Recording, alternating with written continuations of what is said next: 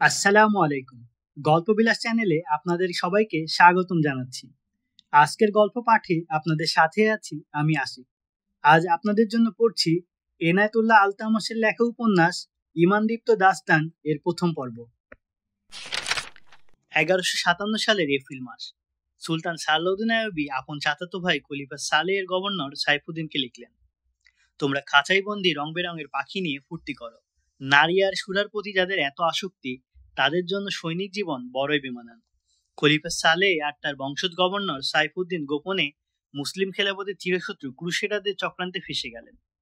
খেলাফতের রাজভান্ডার মণিমুক্তা, হীরা জহরত, দিনার দেহরাম দিয়ে এই দুই শাসক ক্রুসেডারদের পরিচিত ও সহযোগিতা করতে লাগলেন সালাউদ্দিন আইয়ুবীর বিরুদ্ধে। সুলতান আইয়ুবীকে হত্যা করার চক্রান্ত আটা হলো। একদিন ঠিক কাঙ্ক্ষিত সুযোগটি এসে গেল ক্রুসেডারদের হাতে। তারা মুসলিম শাসকদের মধ্যেই তালাশ করছিল দোসর।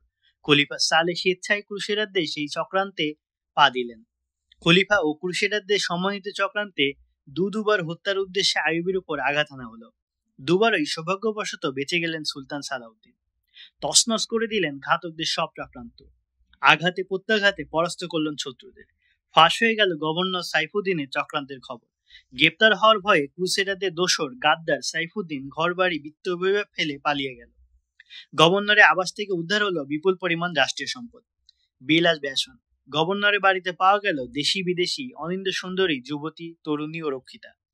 এদের কেউ ছিল নর্তকী, কেউ গায়িকা, কেউ বিউটিশিয়ান, কেউ মেসেঞ্জার। সবাই ছিল সাইফুদ্দিনের মনোরঞ্জনের সামগ্রী ও ইসলামী খেলাফত ধ্বংসের জঘন্য উপাদান। সাইফুদ্দিনের বাড়িতে আরো পাওয়া গেল নানা রঙের নানা প্রজাতির অসংখ্য পাখি। দেয়ালে দেয়ালে ঝোলানো ছিল বিভিন্ন ভঙ্গিমায় নগ্ন, অর্ধনগ্ন নারীদের উত্তেজক অশ্লীল ছবি।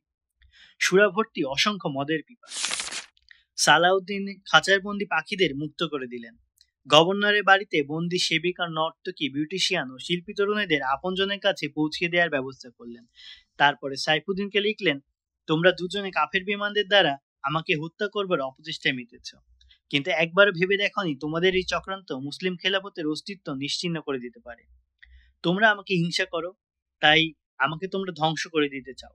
দুইবার আমাকে হত্যা করার জন্য লোক পাঠিয়েছ, কিন্তু সফল হতে পারোনি। আবার চেষ্টা করে দেখো, হয়তো সফল হবে। তোমরা যদি আমাকে এই নিশ্চয়তা দাও যে আমার মৃত্যুতে ইসলামের উন্নতি হবে, মুসলমানদের কল্যাণ হবে, তাহলে কাবার প্রভুর কসম, আমি তোমাদের তরবারি দিয়ে আমার শরীর থেকে মাথা বিচ্ছিন্ন করিয়ে তোমাদের পদতলে উৎসর্গ করতে অসিয়ত করে যাব। আমি তোমাদের শুধু একটি কথাই স্মরণ করিয়ে দিতে চাই, কাফের বেঈমানরা কখনো মুসলমানদের বন্ধু হতে পারে না। ইতিহাস তোমাদের চোখের সামনে।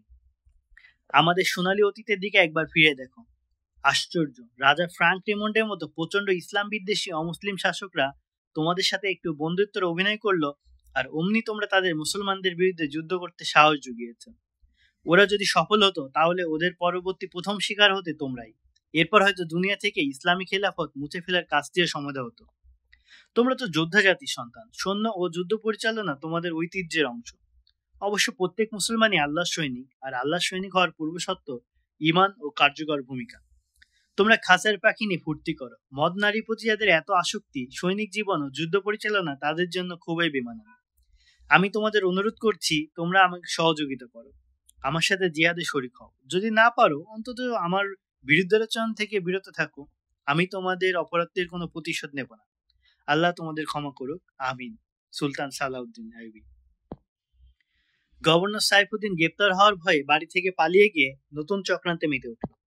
সুলতান সালাউদ্দিন আইয়ুবী চিঠি পড়ে তার মধ্যে দ্বিগুণ প্রতিশোধের আগুন জ্বলে উঠল। যোগ দিল ইহুদি হাসান ইবনে সাব্বার ঘাতক স্কোয়াডের সাথে। শুরু হলো নতুন চক্রান্ত। হাসান ইবনে সাব্বার স্কোয়াড দীর্ঘদিন ধরে ফাতেমি খেলাফতের আস্তিনের নিচে কেউটের সাপের মতো বিরাজ করছিল। হাসান ইবনে সাব্বা একজন স্বভাব কুচক। ফাতেমি খেলাফতের শুভাকাঙ্ক্ষী সেজে সে অন্তর্ঘাতমূলক তৎপরতার মাধ্যমে ক্ষমতা কুক্ষিগত করতে তৎপর। শুভাকাঙ্ক্ষীর পোশাকে সর্বনাশী ষড়যন্ত্রের হোতাশে। অতি সংগোপনে ইসলামী খেলাফতকে ধ্বংস করতে গোপনে গড়ে তোলে ঘাতক বাহিনী। বিস্ময়কর জাদুময়তায় সাধারণ মানুষের কাছে সজ্জন হিসেবে আসন গেড়ে নেয় তার বাহিনী। অন্তর্ঘাত সৃষ্টি করে সেনাবাহিনীর মধ্যে। সাধারণ মানুষের মধ্যে জন্ম দেয় সেনাবাহিনী সম্পর্কে বিভ্রান্তি ও অবিশ্বাস। হাসান ইবনে সাব্বার গুপ্ত বাহিনীতে রয়েছে চৌকস নারী ইউনিট। ওরা যেমন সুন্দরী, তেমনি বুদ্ধিমতী ও বিচক্ষণ। প্রাঞ্জল ভাষা ও বাকপটুতায় দক্ষ তারা। তাদের সংস্পর্শে গেলে যে কোনো কঠিন মনের অধিকারী আর আদর্শিক পুরুষও মোমের মতো গলে যায়। চক্রান্ত বাস্তবায়নে মাদক, নেশা, আফিম, হাসিস, নাচ গান ও ম্যাজিকের আশ্রয় নেয় তারা। এমনকি উদ্দেশ্য চরিতার্থ করতে হাসান বাহিনীর নারী গোয়েন্দারা নিজেদের দেহ বিলিয়ে দিতে কুণ্ঠাবোধ করে না। দীর্ঘ কঠোর প্রশিক্ষণ অনুশীলনের মাধ্যমে উপযুক্ত হওয়ার পর শুরু হয় তাদের মূল কাজ।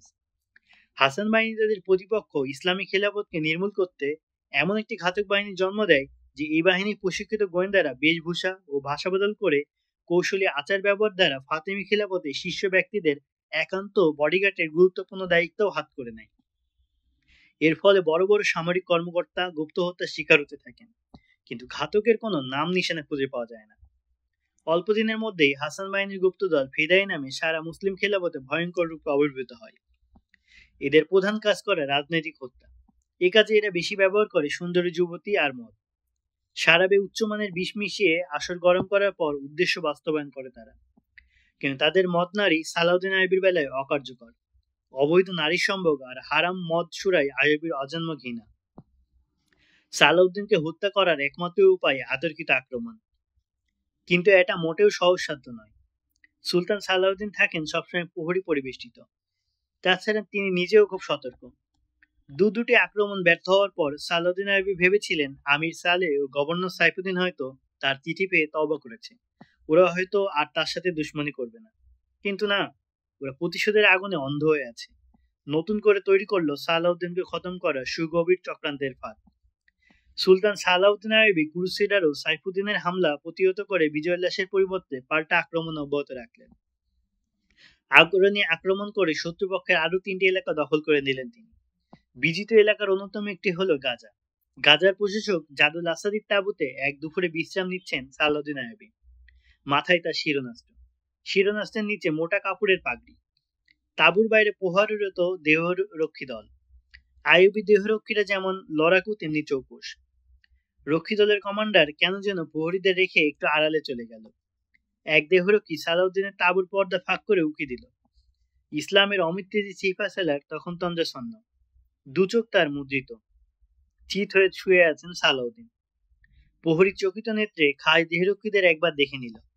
দেহরক্ষীদের 3-4 জন দেখলো ওই প্রহরীর উকি মারার দৃশ্য। চোখাচোখি হলো ওদের পরস্পর। তারা বিষয়টি আমলে নিল না। অন্যান্য প্রহরীদের নিয়ে গল্প গুজবে মেতে উঠল। বাইরের প্রহরী এই সুযোগে তাঁবুর ভেতর প্রবেশ করলো। কোমরে তার ধারালো খঞ্জর। বের করে এক নজর দেখে নিল সেটা। বিড়ালের মতো পা টিপে টিপে এগিয়ে গেল চিত হয়ে শুয়ে থাকা সালাউদ্দিনের দিকে। ঠিক তখনই পার্শ্ব পরিবর্তন করলেন আইয়ুবী। খঞ্জর বিদ্ধ হলো সালাউদ্দিন আইয়ুবের মাথার খুলি ঘেঁষে মাটিতে। এক মুহূর্ত পার্শ্ব পরিবর্তন না করলে এফর ওফর হয়ে যেত তার খুলি। সালাউদ্দিন আইয়ুবী বিদ্যুৎ বেগে ধর্মর করে শোয়া থেকে দাঁড়িয়ে গেলেন। তিনি বুঝে ফেললেন কি ঘটছে। ইতিপূর্বে দুবার একই ধরনের আক্রমণ হয়ে গেছে তার উপর। কাল বিলম্ব না করে ঘাতকের চিবুকে পূর্ণ শক্তিতে একটা ঘুষি মারলেন আইয়ুবী।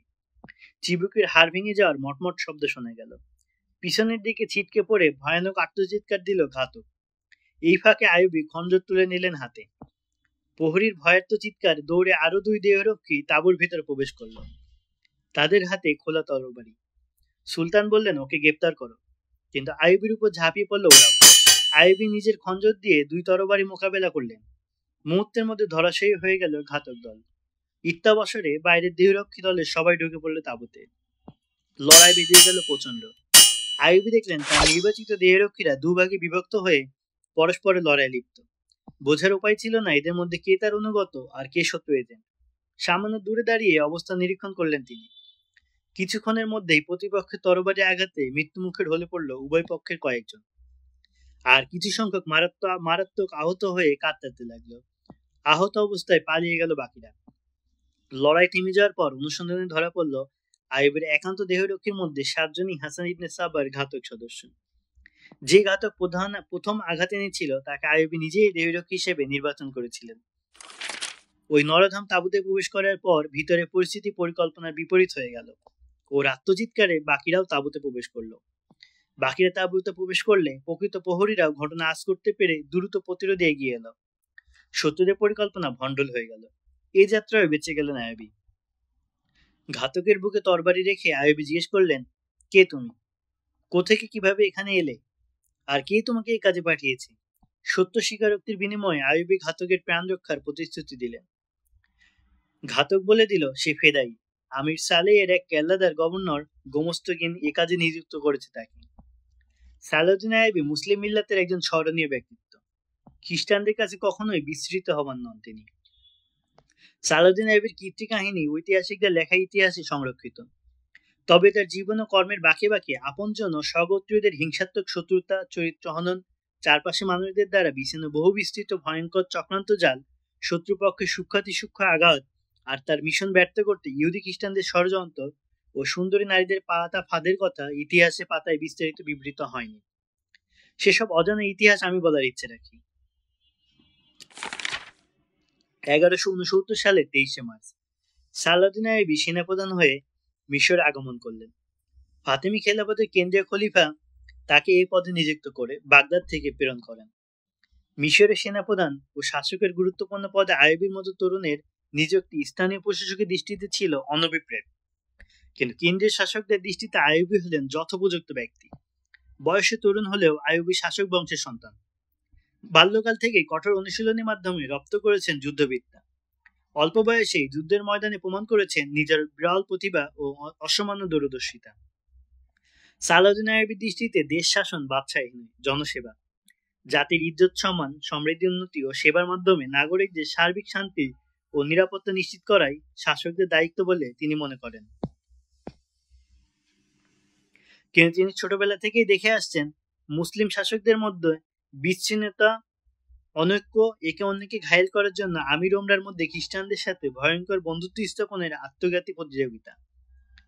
শাসকদের সিংহভাগ জাগতিক বিলাস প্রমোদে মত্ত। মদ, নারী আর নাচ গানে শাসক শ্রেণী অকণ্ঠ দুর্বন্ত। জীবনকে জাগতিক আরামায়েশের বাহারি রঙে সাজিয়ে রেখেছে কর্তারা। মিল্লাতের ঐতিহ্য, মুসলিম বিশ্বের ভবিষ্যৎ ও সম্ভাবনাকে শাসক শ্রেণী নিক্ষেপ করেছে অতল গব্বরে। আমির, উজির, উপদেষ্টা ও বড় বড় আমলার হেরেমগুলো বিদেশি খ্রিস্টান সুন্দরী তরুণীদের নৃত্যগীতে মুখরিত। শাসকদের হেরেমগুলো আলোকিত করে রেখেছে খ্রিস্টান ইহুদিদের প্রশিক্ষিত গোয়েন্দা কিশোরীরা। শাসকদের বৌদ্ধ চেতনা সব ওদের হাতের মুঠোয়। খ্রিস্টান গোয়েন্দা মেয়েরা মুসলিম শাসকদের হেরেমে অবস্থান করে মদ, ছুরা, নাচ গান আর দেহ দিয়ে শুধু শাসকদের কবজায় রাখছে তা না, মুসলিম খেলাফতের প্রাণরস ভিতর থেকে উইপোকার মতো খেয়ে খেয়ে আসার করে দিচ্ছিল তারা। খ্রিস্টান রাজারা ইসলামী সালতানাতকে পরস্পর থেকে বিচ্ছিন্ন করে দিচ্ছে। মুসলিম শাসকদের মধ্যে বপন করছে সংঘাত ও প্রতিহিংসার ধ্বংসাত্মক বীজ। এ কাজে খ্রিস্টানরা এতই সফলতা অর্জন করলো যে কিছু সংখ্যক মুসলিম শাসক খ্রিস্টান সম্রাট ফ্রাঙ্ককে বাৎসরিক ট্যাক্সও দিতে শুরু করলো। পরস্পর প্রতিহিংসায় পরায়ণ মুসলিম শাসকদের ক্ষুদ্র অঞ্চলগুলোতে গোপনে সন্ত্রাস ও হামলা চালিয়ে ভীত সাব্যস্ত করে নিরাপত্তা চাঁদাও আদায় করছিল খ্রিস্টান রাজারা। প্রজাদের নিরাপত্তা দিতে ব্যর্থ হলেও ক্ষমতার মসনদ রক্ষা করতে প্রজাদের রক্ত চুষে ট্যাক্স আদায় করে খ্রিস্টান রাজাদের বাৎসরিক সেলামি আদায় করেছিল মুসলিম শাসকরা। সামাজিক সংঘাত, আত্মকলহ ও শ্রেণীগত বিভেদ তখন মুসলমানদের একতা সংহতি বিলীন। ধর্মীয় দলাদলি, মাঝাবি মতবিরোধ, মুসলিম সম্প্রদায় শতদা বিভক্ত। হাসান ইবনে সাব্বা নামের এক ভণ্ড ইহুদি পদাঙ্ক অনুসরণ করে ক্ষমতা ও প্রভাব প্রতিপত্তির লোভে মিশরের সমাজে অপ্রতিদ্বন্দ্বী শক্তির উপর আবির্ভূত হয়। গোপনে গড়ে তোলে নিজস্ব গোয়েন্দা সেনা ও সুইসাইড বাহিনী। এরা জঘন্য গুপ্ত হত্যায় এতই প্রসিদ্ধ লাভ করে যে হাসিস বাহিনীর রূপে সারা মিশরে এরা খ্যাত। এই সাব্বা বাহিনীর সাথে সালাউদ্দিনের পরিচয় বাগদাদে। মাদ্রাসা নিজামুল মুলকে পড়াকালীন সময়ে সালাউদ্দিন জানতে পারেন সাব্বা বাহিনীর গুপ্তঘাতকেরা নির্মমভাবে হত্যা করেছিল নিজামিয়া মাদ্রাসার প্রতিষ্ঠাতা নিজামুল মুলক। নিজামুল মুলক ছিলেন মুসলিম খেলাফতের একজন যশস্বী গভর্নর, সুশাসক ও গভীর প্রজ্ঞার অধিকারী ছিলেন তিনি। মুসলমানদের সর্বাধুনিক শিক্ষায় শিক্ষিত করতে এবং ইহুদি খ্রিস্টানদের বিপরীতে যোগ্য নেতৃত্ব গড়ে তুলতেই গভর্নর নিজামুদ্দিন গড়ে তোলেন মাদ্রাসা নিজামিয়া। অল্প দিনের মধ্যেই নিজামিয়া মাদ্রাসা বিশ্বের তাবৎ জ্ঞানীগুণী পণ্ডিতদের প্রাণকেন্দ্রে পরিণত হয় এবং শিক্ষা দীক্ষায় খ্যাতি লাভ করে। ওখানকার শিক্ষার্থীরা ইসলাম বিরোধীদের উপযুক্ত মোকাবেলা করার যোগ্য হিসেবে গড়ে ওঠে। মাদ্রাসা নিজামিয়ায় আবশ্যিক রাখা হয় সামরিক প্রশিক্ষণ ও সমরকলা। খ্রিস্টানদের কাছে এই বিষয়টি মারাত্মক হুমকি হয়ে ওঠে তাদের অস্তিত্বের জন্য, তাই তারা চক্রান্ত আটে। ওদের যোগসাযোগে নিজামুল মুলকের দেশীয় প্রতিদ্বন্দ্বী রূপে আবির্ভূত হয় সাব্বা বাহিনী। সাব্বা বাহিনীকে হাত করে খ্রিস্টান চক্রান্তকারীরা হত্যা করে নিজামুল মুলককে। এ ঘটনা সালাউদ্দিন আইয়ুবীর জন্মের প্রায় 100 বছর আগের। নিজামুল মুলকের মৃত্যু হলেও মাদ্রাসা নিজামিয়া বন্ধ হয়ে যায়নি, অব্যাহত থাকে ইসলামের সৈনিক তৈরির প্রতিষ্ঠা। ওখানেই জাগতিক ও ধর্মীয় বিশেষ করে যুদ্ধবিদ্যায় প্রশিক্ষণ নেন সালাউদ্দিন। রাজনীতি, কূটনীতি, ভূগোল, ইতিহাস ও প্রত্যক্ষ যুদ্ধ কৌশলের উপর আইয়ুবীর গভীর আগ্রহের কথা নুরুদ্দিন জঙ্গি ও চাচা শেরকো তার জন্য স্পেশাল প্রশিক্ষণের ব্যবস্থা করেন। শিক্ষা অবস্থায় তাকে বিভিন্ন যুদ্ধক্ষেত্রে নিয়ে যাওয়া ও বাস্তব অভিজ্ঞতা লাভের জন্য সর্বক্ষেত্রে দেখা যেত আইয়ুবী অসাধারণ যোগ্যতা ও বুদ্ধিমত্তা। অনুপম কর্মকৌশলে মুগ্ধ হয়ে জঙ্গি তাকে মিশরের গভর্নর পদে অধিষ্ঠিত করার সিদ্ধান্ত নেন। এখান থেকে আইয়ুবীর সংগ্রামী জীবনের সূচনা। সেনাপ্রধান ও গভর্নর হয়ে মিশরে পদার্পণ করলেন সালাউদ্দিন আইয়ুবী। রাজকীয় অভিষেক অনুষ্ঠানের আয়োজন করা হলো তার সম্মানে। স্থানীয় প্রশাসক ব্যবস্থা করলো জমকালো অনুষ্ঠানের। সার্বিক আয়োজনের নেতৃত্ব দিল সেনা অধিনায়ক নাজি। নাজি মিশরের প্রতিরক্ষা বাহিনীর প্রধান। 50,000 নিয়মিত বাহিনীর অধিনায়ক সে। মিশরে নাজি অপ্রতিদ্বন্দ্বী ব্যক্তি, মুকুটহীন এক সম্রাট। ভবিষ্যৎ গভর্নর হিসেবে নিজেকে একমাত্র ফাতেমি খেলাফতের যোগ্য উত্তরসূরি মনে করেন তিনি। সালাউদ্দিন আইয়ুবীর নিয়োগে স্বপ্নভঙ্গ হলো তার, তবে দমে গেলেন না তিনি। সালাউদ্দিন আইয়ুবীকে দেখেই নাজি আশ্বস্ত হলেন, এই বালক তার জন্য মোটেও সমস্যা না। নিজের দাপট যথারীতি বহাল রাখতে পারবেন তিনি। আইয়ুবীর আগমনে বড় বড় সেনা অফিসার ও গুরুত্বপূর্ণ আমলাদের অনেকেই ভুরু কুঞ্চিত হলো। অনেকেই নিজেকে ভাবছিল মিশরের ভাবি গভর্নর রূপে। তরুণ সালাউদ্দিনকে দেখে চোখাচোখি করলো তারা। অনেকেই দৃষ্টিতে ছিল তাচ্ছিল্যের ভাব। তারা জানতো না সালাউদ্দিন আইয়ুবীর যোগ্যতা, শুধু জানতো সালাউদ্দিন শাসক পরিবারের ছেলে। তাকে চাচা শেরকোর স্থলভিত্তিক করে পাঠানো হয়েছে। নুরুদ্দিন জঙ্গির সাথে তার আত্মীয়তা রয়েছে। এক প্রবীণ অফিসার টিপ্পনি কাটলো, ছেলে মানুষ, আমরা তাকে গড়ে নেব। অভ্যর্থনা অনুষ্ঠানে আড়ম্বরপূর্ণ আয়োজন করে অফিসারদের সমাবেশে আইয়ুবী প্রথমে কিছুটা বিব্রত বোধ করলেন। নাজির কটাক্ষ চাউনি আর কর্মকর্তাদের বিদ্রুপ আইয়ুবী উপলব্ধি করলেন কিনা বলা মুশকিল। তবে বয়স্ক, অভিজ্ঞ ও প্রবীণ কর্মকর্তাদের ভিড়ের মধ্যে নিজেকে নিতান্তই বালক মনে হচ্ছিল তার। দ্রুত নিজেকে সামলে নিয়ে অফিসারদের প্রতি মনোযোগী হলেন আইয়ুবী। পিতার বয়সী জেনারেল নাজির প্রতি হাত বাড়িয়ে দিলেন মোসাফাহার জন্য। তোষামোদে সিদ্ধহস্ত নাতি পত্তলিকদের মতো মাথা নিচু করে কুর্নিশ করলো আইয়ুবীকে। তারপর কপালে চুমু দিয়ে বুকের সাথে জড়িয়ে ধরে বলল, আমার বুকের শেষ রক্ত ফোঁটা দিয়ে হলেও তোমাকে হেফাজত করব। তুমি আমার কাছে শেরকো ও জঙ্গির পবিত্র আমানত। আমার জীবন ইসলামের মর্যাদার চেয়ে বেশি মূল্যবান নয় সম্মানিত জেনারেল। নিজের প্রতি ফোঁটা রক্ত সংরক্ষণ করে রাখুন। ক্রুসেডারদের চক্রান্ত কালো মেঘের মতো আমাদের দিকে ধেয়ে আসছে। নাজির হাতে চুমু খেয়ে বললেন আইয়ুবী। জবাবে মুচকি হাসলেন নাজি, যেন আইয়ুবী তাকে মজার কোনো কৌতুক শোনালেন।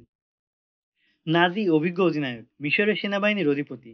তার বাহিনীতে রয়েছে 50,000 সুদানি, যারা সবাই প্রশিক্ষিত ও আধুনিক অস্ত্রে সজ্জিত। নাজির মুচকি হাসির রহস্য আইয়ুবী বুঝতে না পারলেও এতটুকু অনুধাবন করলেন যে এই কৌশলী ও বিজ্ঞ সেনাপতিকে তার বড্ড প্রয়োজন। নাজি মিশরেই শুধু নয়, গোটা ইসলামী খেলাফতের মধ্যে একজন ধুরন্ধর প্রকৃতির সেনাপতি। নিজ দক্ষতায় 50,000 সুদানি বাহিনী দিয়ে স্পেশাল বাহিনী গড়ে তুলেছিলেন সে। তার অধীন সৈন্যরাই পালন করত শাসকদের দেহরক্ষীর দায়িত্ব। মিশরের গভর্নরের দেহরক্ষীর দায়িত্বও ন্যস্ত ছিল নাজির স্পেশাল বাহিনীর হাতে। স্পেশাল বাহিনীর প্রতিটি সৈনিক নাজির অনুগত। তার নির্দেশে একাত্তরে জীবন দিতেও সামান্যতম দ্বিধা করে না কেউ। বিরাট বাহিনীর কর্তৃত্বের বদৌলতে নাজি মিশর ও আশপাশের অন্যান্য শাসকদের জন্য ছিলেন একটি ত্রাস। শক্তিশালী সেনাবাহিনী আর কুটচালে নাজি এই অঞ্চলে মুকুটবিহীন সম্রাট। তাকে চ্যালেঞ্জ করে এমন শক্তি কারণেই। কূটকৌশলে নাজি এমনই দক্ষ যে সরাসরি সিংহাসনে আসীন না হলেও তাকে মনে করা হয় মসনদের কারিগর। নিজের কূটচালে নাজি ইচ্ছেমতো শাসকদের ক্ষমতা আসীন করতেন আর ইচ্ছে হলে সরিয়ে দিত। প্রশাসনে নাজিকে বলা হতো সকল দুষ্টুবুদ্ধির আধার। সালাউদ্দিন আইয়ুবীর কথার জবাবে নাজির মুচকি হাসির রহস্য অন্যরা হয়তো ঠিকই বুঝে নিল। সালাউদ্দিন অত শত গভীর চিন্তা না করলেও এতটুকু ঠিকই ধরে নিলেন এই শক্তিধর সেনাপতিকে তার বড্ড প্রয়োজন। অনেক পথ সফর করে এসেছেন মহামান্য গভর্নর, খানিক বিশ্রাম করে নিন, বলল প্রবীণ এক অফিসার। আমার মাথায় যে দায়িত্ব অর্পণ করা হয়েছে, আমি সে গুরুদায়িত্ব পালনের যোগ্য নই। এই দায়িত্ব আমার ঘুম আর আরাম কেড়ে নিয়েছে। আপনারা আমাকে সেখানে নিয়ে চলুন যেখানে কর্তব্যসমূহ আমার অপেক্ষা করছে, বললেন আইয়ুবী। দায়িত্বে বুঝে নেওয়ার আগে হাতটা সেরে নিলে ভালো হয় না? আইয়ুবীর উদ্দেশ্যে বললেন নাজির সহকারী। একটু কি যেন চিন্তা করলো আইয়ুবী, তারপর হাঁটা দিলেন সামনের দিকে। বিশাল এক হলরুম। আইয়ুবী ডানে নাজি, বামে সেকেন্ড ইন কমান্ড ইদ্রোস, আগে পিছে সশস্ত্র দেহরক্ষী। সারিবদ্ধভাবে দাঁড়িয়ে অভিবাদন জানাচ্ছে। গার্ডরা পনাত দিচ্ছে নাদের স্পেশাল বাহিনীর নির্বাচিত সদস্যরা। স্পেশাল বাহিনীর সুকণ্ঠ, সুঠাম দেহ, উন্নত হাতিয়ার, অভ্যর্থনা আর গার্ডা পনারের বিন্যস্ত আয়োজন দেখে আইয়ুবের চোখ আনন্দ চিকচিক করে উঠল। এমনই একটি সুগঠিত বাহিনীর স্বপ্ন দেখেছিলেন তিনি। কিন্তু হলের গেটে গিয়ে আইয়ুব স্তম্ভিত হলেন। চিন্তায় সে ছেদ পড়ল তার। থমকে দাঁড়ালেন তিনি। সুরম্য হলঘর, প্রবেশপথে উন্নত গালিচা বিছানো। দরজায় পা রেখেই মলিন হয়ে গেল আইয়ুবের চেহারা। নেমে এলো বিষাদ। চার উর্বশী তরুণী তাকে দেখেই নৃত্যের ভঙ্গিতে শরীর দুলিয়ে ঝুঁকে অভিবাদন জানালো। তাদের হাতে ঝুড়ি ভর্তি তাজা ফুল। ফুলগুলো শৈল্পিক ভঙ্গিতে ছিটিয়ে দিতে থাকলো আইয়ুবের পদতলে, তার যাত্রাপথে। তরুণীদের পরনে মিহি রেশমের সাদা ধবধবে ঘাগরি, পিঠে ছড়ানো সোনালি চুল। তাদের ঝুলে পড়া জুলফি বাড়িয়ে তুলসী চেহারা রৌনক। তরুণীদের শরীরে দুটি সূক্ষ্ম কাপড়ের বাইরে ঠিকরে পড়ছে যেন। ওদের নৃত্য ভঙ্গিমার তালে বেজে উঠল তবলা, সানায়ের সুর, সঙ্গীতের মূর্ছনা। তাজা ফুল পায়ের কাছে নিক্ষিপ্ত হতেই দ্রুত পা পিছিয়ে নিলেন আইয়ুবী। ডানে নাজি আর বায়ে নাজির সহকারী। আইয়ুবীকে এগিয়ে যাওয়ার আহ্বান জানালো তারা। মোলায়েম ফুলপাপড়ি মারাতে আসেনি সালাউদ্দিন। ঠোঁটে রহস্যময় হাসির আভা ছড়িয়ে দিয়ে বললেন আইয়ুবী, এমন নির্মল রহস্যময় হাসি আর দেখেনি কখনো নাজি। আমার জনাবের চলার পথে আসমানের তারা এনেও বিছিয়ে দিতে পারি মাননীয় গভর্নর, বললেন নাজি। আমার যাত্রাপথে শুধু একটা জিনিস বিছানো থাকলে তা আমাকে সন্তুষ্ট করবে, বললেন আইয়ুবী। আদেশ করুন হুজুর, গদগদ চিত্তে বললেন নাজির সহকারী। কোন সে জিনিস যা আপনাকে পায়ের তলায় ছড়িয়ে দিলে আপনি আনন্দ দেয়? ক্রুশিরারদের লাশ। ঈষৎ তাচ্ছিল্যের সুরে মুচকি এসে বললেন আইয়ুবী। নিমিষেই তার চেহারা কঠিন হয়ে গেল। চোখ থেকে ঠিকরে বেরোতে থাকলো অগ্নিদৃষ্টি। ভৎসনা মাখা মুখে অনুচ্চ আওয়াজে বললেন, মুসলমানদের জীবন কুসুমাতীর্ণ নয় জেনারেল। মুহূর্তের মধ্যে পাণ্ডুর হয়ে গেল অফিসারের মুখমণ্ডল। আইবি বললেন, আপনার কি জানেন না খ্রিস্টানরা মুসলিম সালতানাতকে ইঁদুরের মতো কুড়ে কুড়ে টুকরো করছে, বিচ্ছিন্ন করে দিচ্ছে আমাদের। জানেন কি কেন সফল হচ্ছে ওরা? যেদিন থেকে আমরা যুদ্ধের ময়দান ছেড়ে ফুলের পাপড়ি মারাতে শুরু করেছি, নিজেদের যুবতী কন্যাদের নগ্ন করে ওদের সম্ভ্রম ধুলোয় মিশিয়ে দিচ্ছি, সেদিন থেকে ব্যর্থতাই হয়ে গেছে আমাদের বিধিলিপি। আমরা মাতৃত্বের মর্যাদা আর নারীর ইজ্জত রক্ষা করতে পারছি না। আপনারা জেনে রাখুন, আমার দৃষ্টি ফিলিস্তিনের নিবদ্ধ। আমার পথে ফুল বিছিয়ে মিশরেও কি ইসলামের পতাকা ভুলুণ্ঠিত করতে চান? তীক্ষ্ণ দৃষ্টিতে চতুর্দিকটা এক নজর দেখে জলগম্ভীর কণ্ঠে বলে উঠলেন আইয়ুবী, আমার পথ থেকে ফুলগুলো সরিয়ে নাও। ফুল মারিয়ে গেলে ও ফুলের কাঁটা আমার হৃদয়কে ঝাঁঝরা করে দেবে। আমার পথের তরুণীদের হটাও। আমি চাই না ওদের রেশমি চুলে আটকা পড়ে আমার তরবারি অকজ হয়ে যাক। আর আমাকে কখনো হুজুর কেবলা বলে সম্বোধন করবে না, কঠোর ঝাঁঝর কণ্ঠে বললেন আইয়ুবী। তার তিরস্কারের জন্য অফিসারদের দেহ থেকে মাথাগুলো সব বিচ্ছিন্ন হয়ে গেল। হুজুর কেবলা তো তিনি, যার আনিত কালেমা পড়ে আমরা সবাই মুসলমান হয়েছি। এই অধম তার নগণ্য অনুগত উম্মত মাত্র। আমি তার পাইগাম বুকে ধারণ করে মিশরে এসেছি। তার আদর্শ রক্ষায় আমি আমার জীবন কোরবান করেছি। খ্রিস্টানরা আমার বুক থেকে এই পবিত্র পয়গাম ছিনিয়ে নিতে চায়। মদের জোয়ার রোম সাগরে ডুবিয়ে দিতে চায় ইসলামের ঝান্ডা। আমি আপনাদের বাদশা হয়ে আসিনি, এসেছি ইসলামের একজন নিবেদিত প্রাণ সৈনিক হয়ে। নাজির ইশারায় তরুণীরা ফুলগুলো কুড়িয়ে নিয়ে আড়াল হয়ে গেল। দ্রুত পায়ে হলরুমে প্রবেশ করলেন সুলতান সালাউদ্দিন। রাজকীয় দরবার হল। মাঝখানে এক লম্বা টেবিলে থোকা থোকা ফুলের তোড়া। দীর্ঘ চওড়া টেবিলের চারপাশে সাজানো রাজসিক খাবার। আস্ত মুরগির রান, খাসির রান, দুম্বার বক্ষদেশের মোলায়েম গোশতের রকমারি আয়োজন। কক্ষময় খাবারের মৌতাদ গন্ধ। টেবিলের এক পার্শ্বে রক্ষিত সালাউদ্দিনের জন্য বিশেষ আসন। আইয়ুবী দৃঢ়পদে আসনের পাশে দাঁড়ালেন। পাশের এক অফিসারকে জিজ্ঞেস করলেন, মিশরের সব নাগরিক কি এ ধরনের খাবার খেতে পায়? না সম্মানিত গভর্নর, সাধারণ মানুষ তো এ খাবার স্বপ্নেও দেখে না। তোমরা কি সে জাতির সদস্য নও যে জাতি সাধারণ মানুষ এমন খাবার স্বপ্নেও দেখে না? কারো পক্ষ থেকে কোনো জবাব এলো না। এখানে ডিউটিরত যত কর্মচারী আছে সবাইকে ডেকে ভিতরে নিয়ে এসো, এ খাবার তারা সবাই খাবে, নির্দেশের স্বরে বললেন আইয়ুবী। সালাউদ্দিন একটি রুটি হাতে নিয়ে তাতে দু টুকরো গোশত যোগ করে খেয়ে নিলেন। দ্রুত আহার পর্ব শেষ করে নাজিকে নিয়ে গভর্নরের দপ্তরে চলে গেলেন। জাঁকজমকপূর্ণ গভর্নর হাউস। দপ্তর নয়, যেন এক জান্নাতি বালাখানা। দাপ্তরিক প্রয়োজনের চেয়ে আয়েশি আয়োজন উপকরণই বেশি। দপ্তরের বিন্যাসে মারাত্মক বৈষম্য। গভর্নর হাউসের দাপ্তরিক পরিস্থিতি গভীরভাবে নিরীক্ষণ করলেন আইয়ুবী। তার আগে এখানে চলে আসা আলী বিন সুফিয়ান ততক্ষণে দেখে নিয়েছেন গভর্নর হাউসের খুঁটিনাটি। আইয়ুবী নাজির কাছ থেকে জেনে নিলেন বিভিন্ন বিষয়। 2 ঘন্টা পর গভর্নর হাউস থেকে বেরিয়ে এলেন নাজি। দ্রুত পায়ে নিজের ঘোড়ার দিকে এগিয়ে গেলেন তিনি। এক লাফে ঘোড়া আরোহণ করে লাগাম টেনে ধরলেন। প্রশিক্ষিত ঘোড়া ক্ষিপ্র গতিতে চলে গেল দৃষ্টিসীমার বাইরে। নিঝুম রাত, নাজির খাস কামরায় জমে উঠছে মদের আসর। মদপানে যোগ দিয়েছে নাজির একান্ত সহযোগী 2 কমান্ডার। আজকে আসরের আমেজ ভিন্ন, কোনো নৃত্যগীত নেই, সবার চেহারা রুক্ষ। গ্লাসের পর গ্লাস ঢেলে দিচ্ছে সাকি, গোগ্রাসে গিলে যাচ্ছে চিন্দন। নীরবতা ভঙ্গ করে নাজি বললেন, এসব যৌবনের তেজ বুঝলে, কদিনের মধ্যেই দেখবে সব ঠান্ডা হয়ে গেছে। অবাগা কথায় কথায় বলে কাবার প্রভুর কসম, ইসলামী সালতানাত থেকে খ্রিস্টানদের বিতাড়িত না করে আমি বিশ্রাম নেব না। সালাউদ্দিন আইয়ুবী তাচ্ছিল্যভাবে উচ্চারণ করলো এক কমান্ডার। সে যায় না ইসলামী সালতানাতের নিঃশ্বাস ফুরিয়ে আসছে, এখন হুকুমত চালাবে সুদানিরা। আপনি কি বলেননি স্পেশাল বাহিনীর 50,000 সৈন্য সব সুদানি? নাজিকে জিজ্ঞেস করলো অপর কমান্ডার। বলেননি যাদেরকে তিনি নিজের সৈন্য মনে করছেন ওরা খ্রিস্টানদের বিরুদ্ধে যুদ্ধ করবে না? তোমার তো মাথা খারাপ হয়েছে ইদ্রোস। আমি বরং তাকে আশ্বাস দিয়েছি এই 50,000 সুদানি শার্দুল তার আঙ্গুলের ইশারায় খ্রিস্টানদের ছিঁড়ে টুকরো টুকরো করে ফেলবে, ওদের নিশানা মাটির সঙ্গে মিশিয়ে দেবে। অচিরে ওদের বিশ্বাসের প্রতি ক্রুশ ভূলুণ্ঠিত হবে। কিন্তু থেমে গেলেন নাজি। কিন্তু আবার কি? আগ্রহের সাথে জানতে চাইলো উভয় কমান্ডার। নাজি বললেন, কিন্তু সে আমাকে বলল মিশরের নাগরিকদের নিয়ে একটি সেনা ইউনিট গড়ে তুলুন। বলল এক এলাকার মানুষের উপর সৈন্যবাহিনীকে সীমিত রাখা উচিত নয়। সে আমাদের বাহিনীর সাথে মিশরীয়দের মিশ্রণ ঘটাতে চায়। তা আপনি কি বললেন? আমি তাকে বলেছি শীঘ্রই আপনার হুকুম তামিল করা হবে, কিন্তু বাস্তবে আমি কখনোই এমনটি করব না, বললেন নাজি। সালাউদ্দিন আইবের মেজাজ মর্জি কেমন দেখলেন? নাজিকে জিজ্ঞেস করলো ইদ্রোস। দেখেই বোঝা যায় খুব জেদি। আপনার অভিজ্ঞতা, প্রজ্ঞা আর কৌশলের কাছে সালাউদ্দিন কোন ফ্যাক্টর? নতুন গভর্নর হলো তো কিছুটা গরম গরম ভাব, দেখবেন অল্প কদিনের মধ্যেই ঠান্ডা হয়ে যাবে, বলল অন্য কমান্ডার।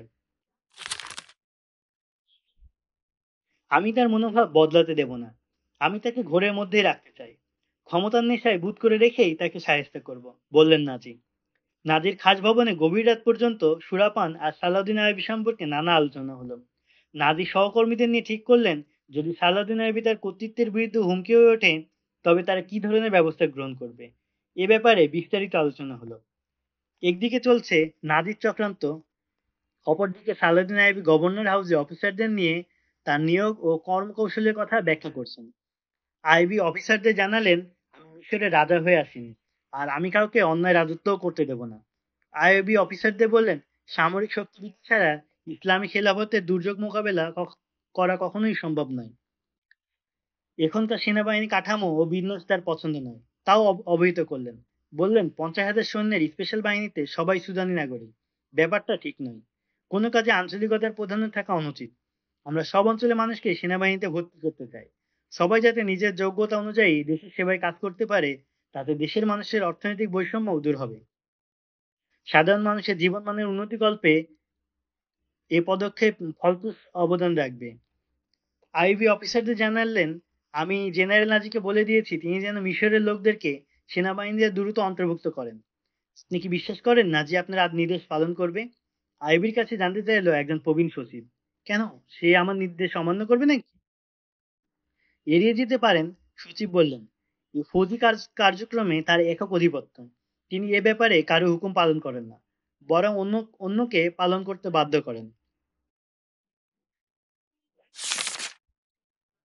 আইয়ুবী চুপ হয়ে গেলেন, যেন কথাটি তিনি বুঝতেই পারেননি। সচিবের কথায় তার কোনো ভাবান্তর হলো না। কিছুক্ষণ ভাবলেশীন নীরব বসে থেকে তিনি সবাইকে গভর্নর হাউস থেকে বিদায় করে দিলেন। আলী বিন সুফিয়ান খানিকটা দূরে বসে আছেন। আইয়ুবী তাকেই শুধু থাকতে ইশারা করলেন। সবাই চলে যাওয়ার পর তাকে কাছে ডাকলেন। আলী একজন দক্ষ গোয়েন্দা, বয়সে আইয়ুবীর বড়, কিন্তু শরীরে শক্ত গাঁথনি। দৃষ্টির তীক্ষ্ণতা আর দীর্ঘ প্রশিক্ষণ আলীকে যুবকে পরিণত করেছে। নুরুদ্দিন জঙ্গির বিশ্বস্ত গোয়েন্দা কর্মকর্তা ও দূরদর্শী কমান্ডার হিসেবে আলীর অবস্থান সবার উপরে। মিশরের স্থানীয় প্রশাসনের দুর্নীতি আর অবিশ্বস্ততার দিকটি বিবেচনায় রেখে জঙ্গি আলীকে আইয়ুবীর সহকর্মী হিসেবে মিশর প্রেরণ করেন। সালাউদ্দিন ওই অধীনে শুধু আলী নিজেই আসেননি, সঙ্গে নিয়ে এসেছেন তার হাতে গড়া সুদক্ষ এক গোয়েন্দা ইউনিট। এরা কমান্ডো, গেরিলা অভিযান ও গোয়েন্দা কর্মে পটু। প্রয়োজনে আকাশ থেকে তারকা ছিনিয়ে আনতেও এরা দ্বিধা করে না। আলীর সবচেয়ে বেশি প্রশংসনীয় গুণটি হলো তিনি সালাউদ্দিন আইয়ুবীর একই আদর্শে বিশ্বাসী। ইসলামী খেলাফত ও মুসলমানদের কল্যাণে নিজের জীবন বিলিয়ে দিতে আলী আইয়ুবীর মতোই সদা প্রস্তুত। তুমি কি লক্ষ্য করেছো আলী, এই অফিসার বলে গেল নাজি কারো হুকুম তামিল করে না, অন্যদেরকে সে নির্দেশ মানতে বাধ্য করে শুধু। জি শুনেছি। আমার মনে হয় স্পেশাল বাহিনীর প্রধান নাজি নামের এই লোকটি খুবই কুটিল। এই লোক সম্পর্কে আগে থেকেই আমি অনেক কথা জানি। 50,000 সৈন্য আমাদের রাষ্ট্রীয় কোষাগার থেকে বেতন ভাতা নেয়, অথচ প্রকৃতপক্ষে ওরা নাজির ব্যক্তিগত বাহিনী। ব্যক্তির স্বার্থে লোকটি দেশের প্রশাসনিক কাঠামোটাই নষ্ট করে দিয়েছে, প্রশাসনের পদে পদে অনুগত চর বসিয়ে রেখেছে। সেনাবাহিনীতে সব এলাকার লোকের অনুপ্রবেশ ঘটানোর সিদ্ধান্তে আপনার সাথে আমি একমত। অচিরেই আমি এ ব্যাপারে আপনাকে বিস্তারিত জানাবো। সুদানি সৈন্যরা খেলাফতের অনুগত্যের বিপরীতে নাজির অনুগত্য করে, তাতে কোনো সন্দেহ নেই। সেনাবাহিনী কাঠামোটাই আমাদের বদলে ফেলতে হবে, কিংবা এ পথ থেকে নাজিকে সরিয়ে দিতে হবে। আমি প্রশাসনে আমার শত্রু তৈরি করতে চাই না আলী। নাজি আমাদের হারির খবর রাখে। এই মুহূর্তে ওকে অপসারণ করা ঠিক হবে না। নিজেদের রক্ত ঝরাতে আমি তরবারি হাতে নেইনি। আমি তরবারি শক্তির রক্ত পিয়াসী। আমি সদাচরণ ও ভালোবাসা দিয়ে নাজিকে বাগিয়ে আনার চেষ্টা করছি। তুমিও সৈন্যদের মধ্যে অনুসন্ধান চালিয়ে আমাকে জানাও বাহিনীটা আমাদের কতটুকু অনুগত। নাজি আনাড়ি লোক নয়। ভালোবাসার মমতা দিয়ে ওর দুষ্টু মানসিকতা বদলানোর অবকাশ নেই।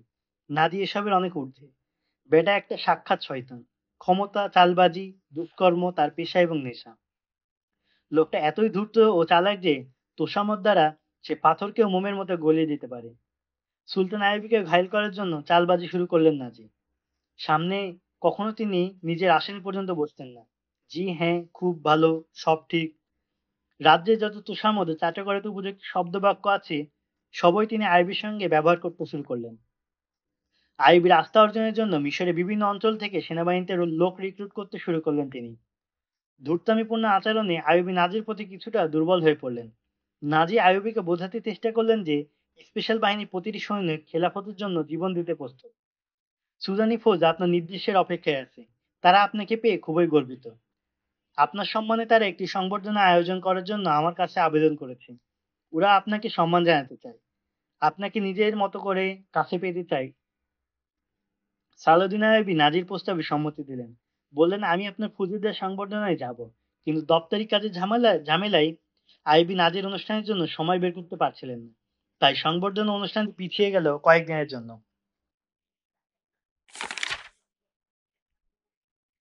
নিঝুম রাত।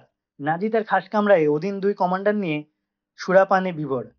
গায়ে হালকা কাপড়, পায়ে নূপুর, চোখে মুখে প্রসাধনী মেখে অস্পরা সেজে কামোদ্দীপক ভঙ্গিতে নাচছে 2 সুন্দরী নর্তকী। নাজির খাস কামরায় যে কারো প্রবেশাধিকার নেই, যারা নাজির ঘনিষ্ঠ ব্যক্তি আর একান্ত সেবিকা নর্তকী, সাকি একমাত্র তাদেরই শিডিউল মতো নাজির ঘরে প্রবেশের অধিকার আছে। দারোয়ান জানতো কখন কাদের প্রবেশের অনুমতি রয়েছে। হঠাৎ নাজির ঘরে প্রবেশ করে, কানে কানে কি যেন বলে দারোয়ান। নাজি দারোয়ানের পিছনে পিছনে উঠে এলো সঙ্গে সঙ্গে। দারোয়ান নাজিকে পার্শ্বের কক্ষে নিয়ে গেল। কক্ষে উপবিষ্ট এক প্রৌঢ়, সাথে এক তরুণী। যৌবন যেন ঠিকরে পড়ছে মেয়েটির দেহ থেকে। নাজিকে দেখেই তরুণী উঠে দাঁড়িয়ে অভিবাদন জানালো।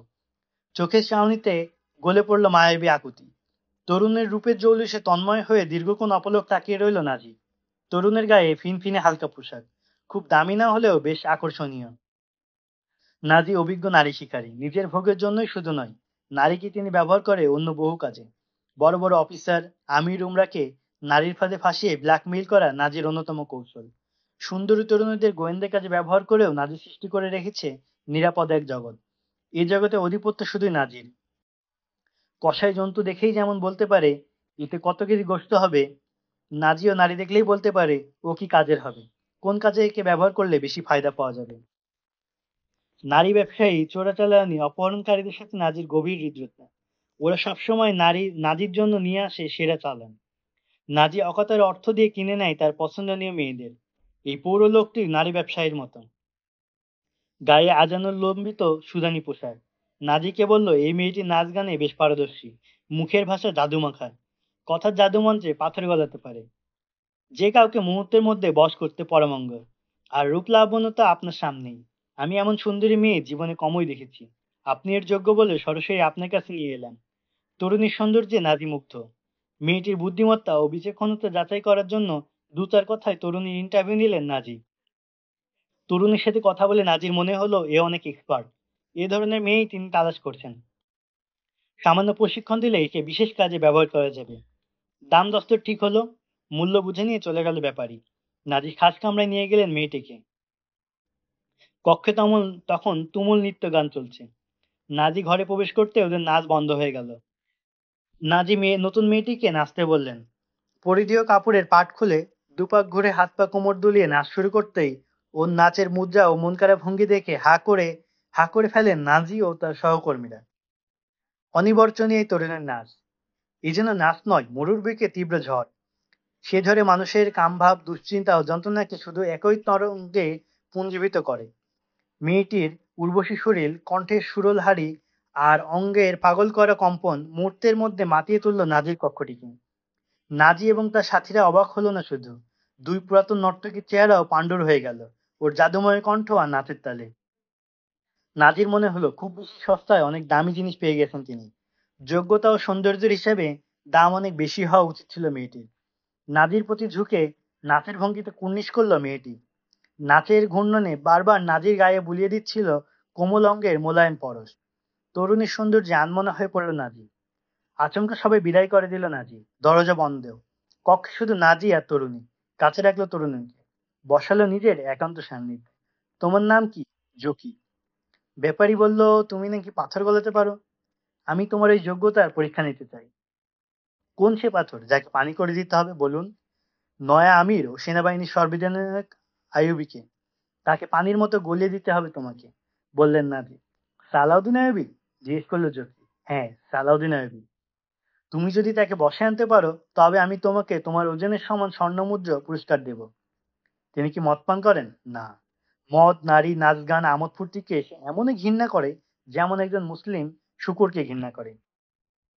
আমি শুনেছি আপনার কাছে নাকি এমন যুবতী রয়েছে যাদের দেহের সৌন্দর্য আর কলা কৌশল নীল নদের স্রোতকেও রুদ্ধ করে দিতে পারে। ওদের জাদু কি ব্যর্থ? এক্ষেত্রে আমি ওদের পরীক্ষা করিনি। আমার বিশ্বাস তুমি এই কাজের জন্য উপযুক্ত। আমি তোমাকে আইবির আচরণ, অভ্যাস সম্পর্কে আরো বলবো। আপনি কি তাকে বিষ প্রয়োগ করে হত্যা করতে চান? না, এখনই এমন কিছু করতে চাই না। তার প্রতি আমার ব্যক্তিগত কোনো আক্রোশ নেই। আমি শুধু তোমার রূপের জালে তাকে ফাঁসাতে চাই। তাকে আমার পাশে বসিয়ে সারাপ পান করাতে চাই। তাকে হত্যা করার ইচ্ছে থাকলে সেই কাজ হাসিস গোষ্ঠী দিয়ে আরো সহজেই করানো যেত। তার মানে আপনি তার সাথে মিত্রতা গড়ে তুলতে চান, তাই না? জকির দুর্দশিতা অভিভূত হলো নাজি। কথার ফাঁকে জকি নিজের দেহের উষ্ণতায় নাজিকে কাছে নিয়ে এলো। গায়ের সুগন্ধি, সোনালি চুল, মায়াবী চোখের চটুল চাহনি আর মুখে জাদুময়তায় নাজি ক্রমশ এলিয়ে দিচ্ছিল নিজেকে জকির দিকে। জকির বুদ্ধিদীপ্ত কথায় নাজি তার সোনালি চুলের গোছা হাতে নিয়ে নাচতে নাচতে বলল, হ্যাঁ জকি, আমি তার সাথে দোস্তি করতে চাই। তবে সেই দোস্তি হবে আমার আনুগত্য ও মর্যাদার ভিত্তিতে। আমি চাই সেও আমার পানের আসরের একজন অতিথি হোক। এজন্য আমাকে কি করতে হবে বলুন? নাজি একটু ভাবলেন। বলছি বলছি তোমাকে কি করতে হবে। তবে তার আগে তোমাকে সতর্ক করে দিচ্ছি যে সালাউদ্দিন আইয়ুবীর কথাই রয়েছে আমার চেয়েও বেশি জাদু। তোমার ভাষা সৌন্দর্য, চালাকি জাদু যদি কার্যকর না হয়, তবে তোমাকে জীবন্ত রাখা হবে না। সালাউদ্দিন আইয়ুবী তোমাকে রক্ষা করতে পারবে না। আর আমাকে ফাঁকি দিয়েও তুমি রক্ষা পাবে না। এজন্য আমি তোমাকে সব খোলাখুলি বলছি। অন্যথায় তোমার মতো একটি বাজারি মেয়ের সাথে আমার না একজন সেনা অধিনায়ক প্রথম সাক্ষাতে এত কথা কখনো বলে না। ভবিষ্যতেই বলবে কার কথা ঠিক থাকে। আপনি আমাকে শুধু এতটুকু বলে দিন, সালাউদ্দিন আইয়ুবী পর্যন্ত আমি কিভাবে পৌঁছাবো, বলল জকি। আমি তার সম্মানে একটি সংবর্ধনা সভার আয়োজন করেছি। সেটি হবে রাতের বেলায়, খুব আড়ম্বরপূর্ণ। ওই রাতে তাকে অনুষ্ঠানস্থলে একটি তাঁবুর কাছে রাখবো। তোমাকে সেই তাঁবুতে ঢুকিয়ে দেব। শুধু এতটুকু কাজের জন্যই আমি তোমাকে আনিয়েছি। ঠিক আছে, বাকি পরিকল্পনা আমিই ঠিক করে নিব। চক্রান্তের জাল বুনতেই শেষ হলো রাত। রাতের চাদর ভেদ করে বেরিয়ে এলো দিন। আবার রাত। সমতালে চলল দেশপ্রেম আর দেশদ্রোহিতার বিপরীতমুখী স্রোতের ধারা।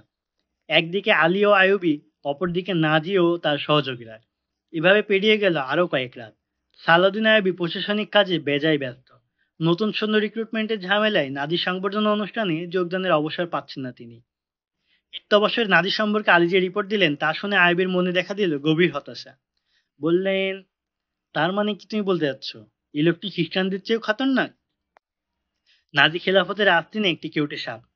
নাজির দীর্ঘ দুষ্কর্মের ফিরিস্তি শুনিয়ে আলী বললেন, নাজি কিভাবে খেলাফতের গুরুত্বপূর্ণ কর্মকর্তা ও ব্যক্তিদের চক্রান্তের জেলে আটকে নিঃশেষ করছে এবং অন্যদেরকে তার নিয়ন্ত্রণ মান্য ও অনুগত করতে বাধ্য করছে তাও জানালেন। বললেন, তার নিয়ন্ত্রিত সুদানি বাহিনী সিপাহীরা আপনার কমান্ড অমান্য করে তার কথা শুনবে, তাতে বিন্দুমাত্র সন্দেহ নেই। আপনি এ ব্যাপারে কি চিন্তা ভাবনা করছেন মাননীয় আমির? শুধু চিন্তাই করিনি, কাজও শুরু করে দিয়েছি, বললেন আইবি। নতুন রিক্রুটমেন্টদের সুদানি সৈন্যদের সাথে মিশিয়ে দেব, যার ফলে এরা না হবে সুদানি না হবে মিশরি। নাজির একক আধিপত্য ও ক্ষমতা আমি খর্ব করে দেওয়ার ব্যবস্থা করেছি। এটি সমাপ্ত হলেই তাকে উপযুক্ত জায়গায় সরিয়ে আনব। আমি বিভিন্ন সূত্রে নিশ্চিত হয়েছি যে নাজি খ্রিস্টানদের সাথেও গাঁটছাড় বেঁধেছে।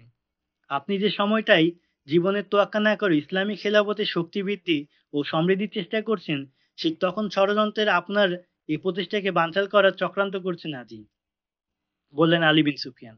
তুমি এ ব্যাপারে কি করছো? প্রতিরোধ কৌশলের ব্যাপারটি আমার উপর ছেড়ে দিন। আমার কাজের অগ্রগতি, সমস্যা ও সম্ভাবনা আমি যথাসময়ে আপনাকে অবহিত করব। আপনি নিশ্চিত থাকতে পারেন আমি নাদির চারপাশে গোয়েন্দা জাল বিছিয়ে দিয়েছি। ওর চলাচলের পথ ও অবস্থানে এমন দেয়াল তৈরি করে রেখেছি যে শুনতেও পাই, অনুধাবনও করতে পারে। প্রয়োজনে প্রতিরোধ ব্যবস্থা গ্রহণ করবে। আমার গোয়েন্দাদের ব্যারিকেডের বাইরে যাওয়ার ক্ষমতা নাজির নেই। আলী বিন সুফিয়ান সালাউদ্দিন আইয়ুবীর বিশ্বস্ত ব্যক্তি। শুধু বিশ্বস্তই নন, আলীর কর্মদক্ষতার উপরও আইয়ুবীর আস্থা অপরিসীম। তাই তার পরিকল্পনার বিস্তারিত কিছু জানার প্রয়োজন বোধ করেননি আইয়ুবী। আলী বললেন, আমি জানতে পেরেছি নাজি আপনাকে সংবর্ধনা অনুষ্ঠানে যাওয়ার জন্য উৎসাহিত করছে। এ তথ্য সঠিক হলে আমি না বলা পর্যন্ত আপনি তার সংবর্ধনা সভায় যাবেন না। এটা আমার অনুরোধ। উঠে দাঁড়ালেন আইয়ুবী। দুহাত পিছনে বেঁধে মেঝেতে পায়চারি করতে লাগলেন। পায়চারি করতে করতে দীর্ঘশ্বাস বেরিয়ে এলো তার কণ্ঠে। হঠাৎ ধীরপদে দাঁড়িয়ে আলীর উদ্দেশ্যে গম্ভীর কণ্ঠে বললেন, আলী, জীবন মৃত্যু আল্লাহর হাতে। উদ্দেশ্যহীন বেঁচে থাকার চেয়ে জন্মকালে মরে যাওয়া অনেক ভালো। আমার মাঝে মধ্যে মনে হয় জাতির ওইসব লোকই ভাগ্যবান, সুখী, যাদের মধ্যে কোনো জাতীয় চিন্তা নেই। তাদের কওমের ইজ্জত সম্মান, ইসলাম ও মুসলিমদের অবনতি উন্নতি নিয়ে কোনো উদ্বেগ নেই, মাথা ব্যথা নেই। বড় আরামে তাদের জীবন কাটে। আয়েশি ঘাটতি তো না তাদের জীবনে। ওরা হতভাগ্য সম্মানিত আমির।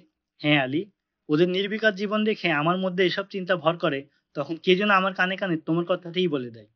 আমার ভয় হয় আলী, আমি যদি মুসলিম মিল্লাতের অধঃপতনের ধারা ঠেকাতে না পারি, তবে অদূর ভবিষ্যতে মুসলিম জাতি মরু বিয়বান আর পাহাড়ের জঙ্গলে মাথা কুটে মরবে।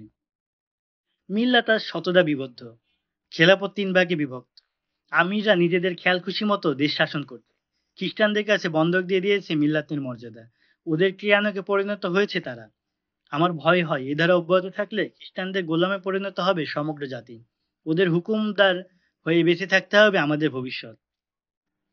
এই অবস্থায় আমাদের কম জীবিত থাকলেও পরিণত হবে অনুভূতিহীন এক মানব গোষ্ঠীতে। আলী, বিগত 50 বছর ইতিহাসের দিকে চেয়ে দেখো, আমাদের শাসকদের কি করুণ অবস্থা হয়েছে। আইয়ুবী নীরব হয়ে গেলেন।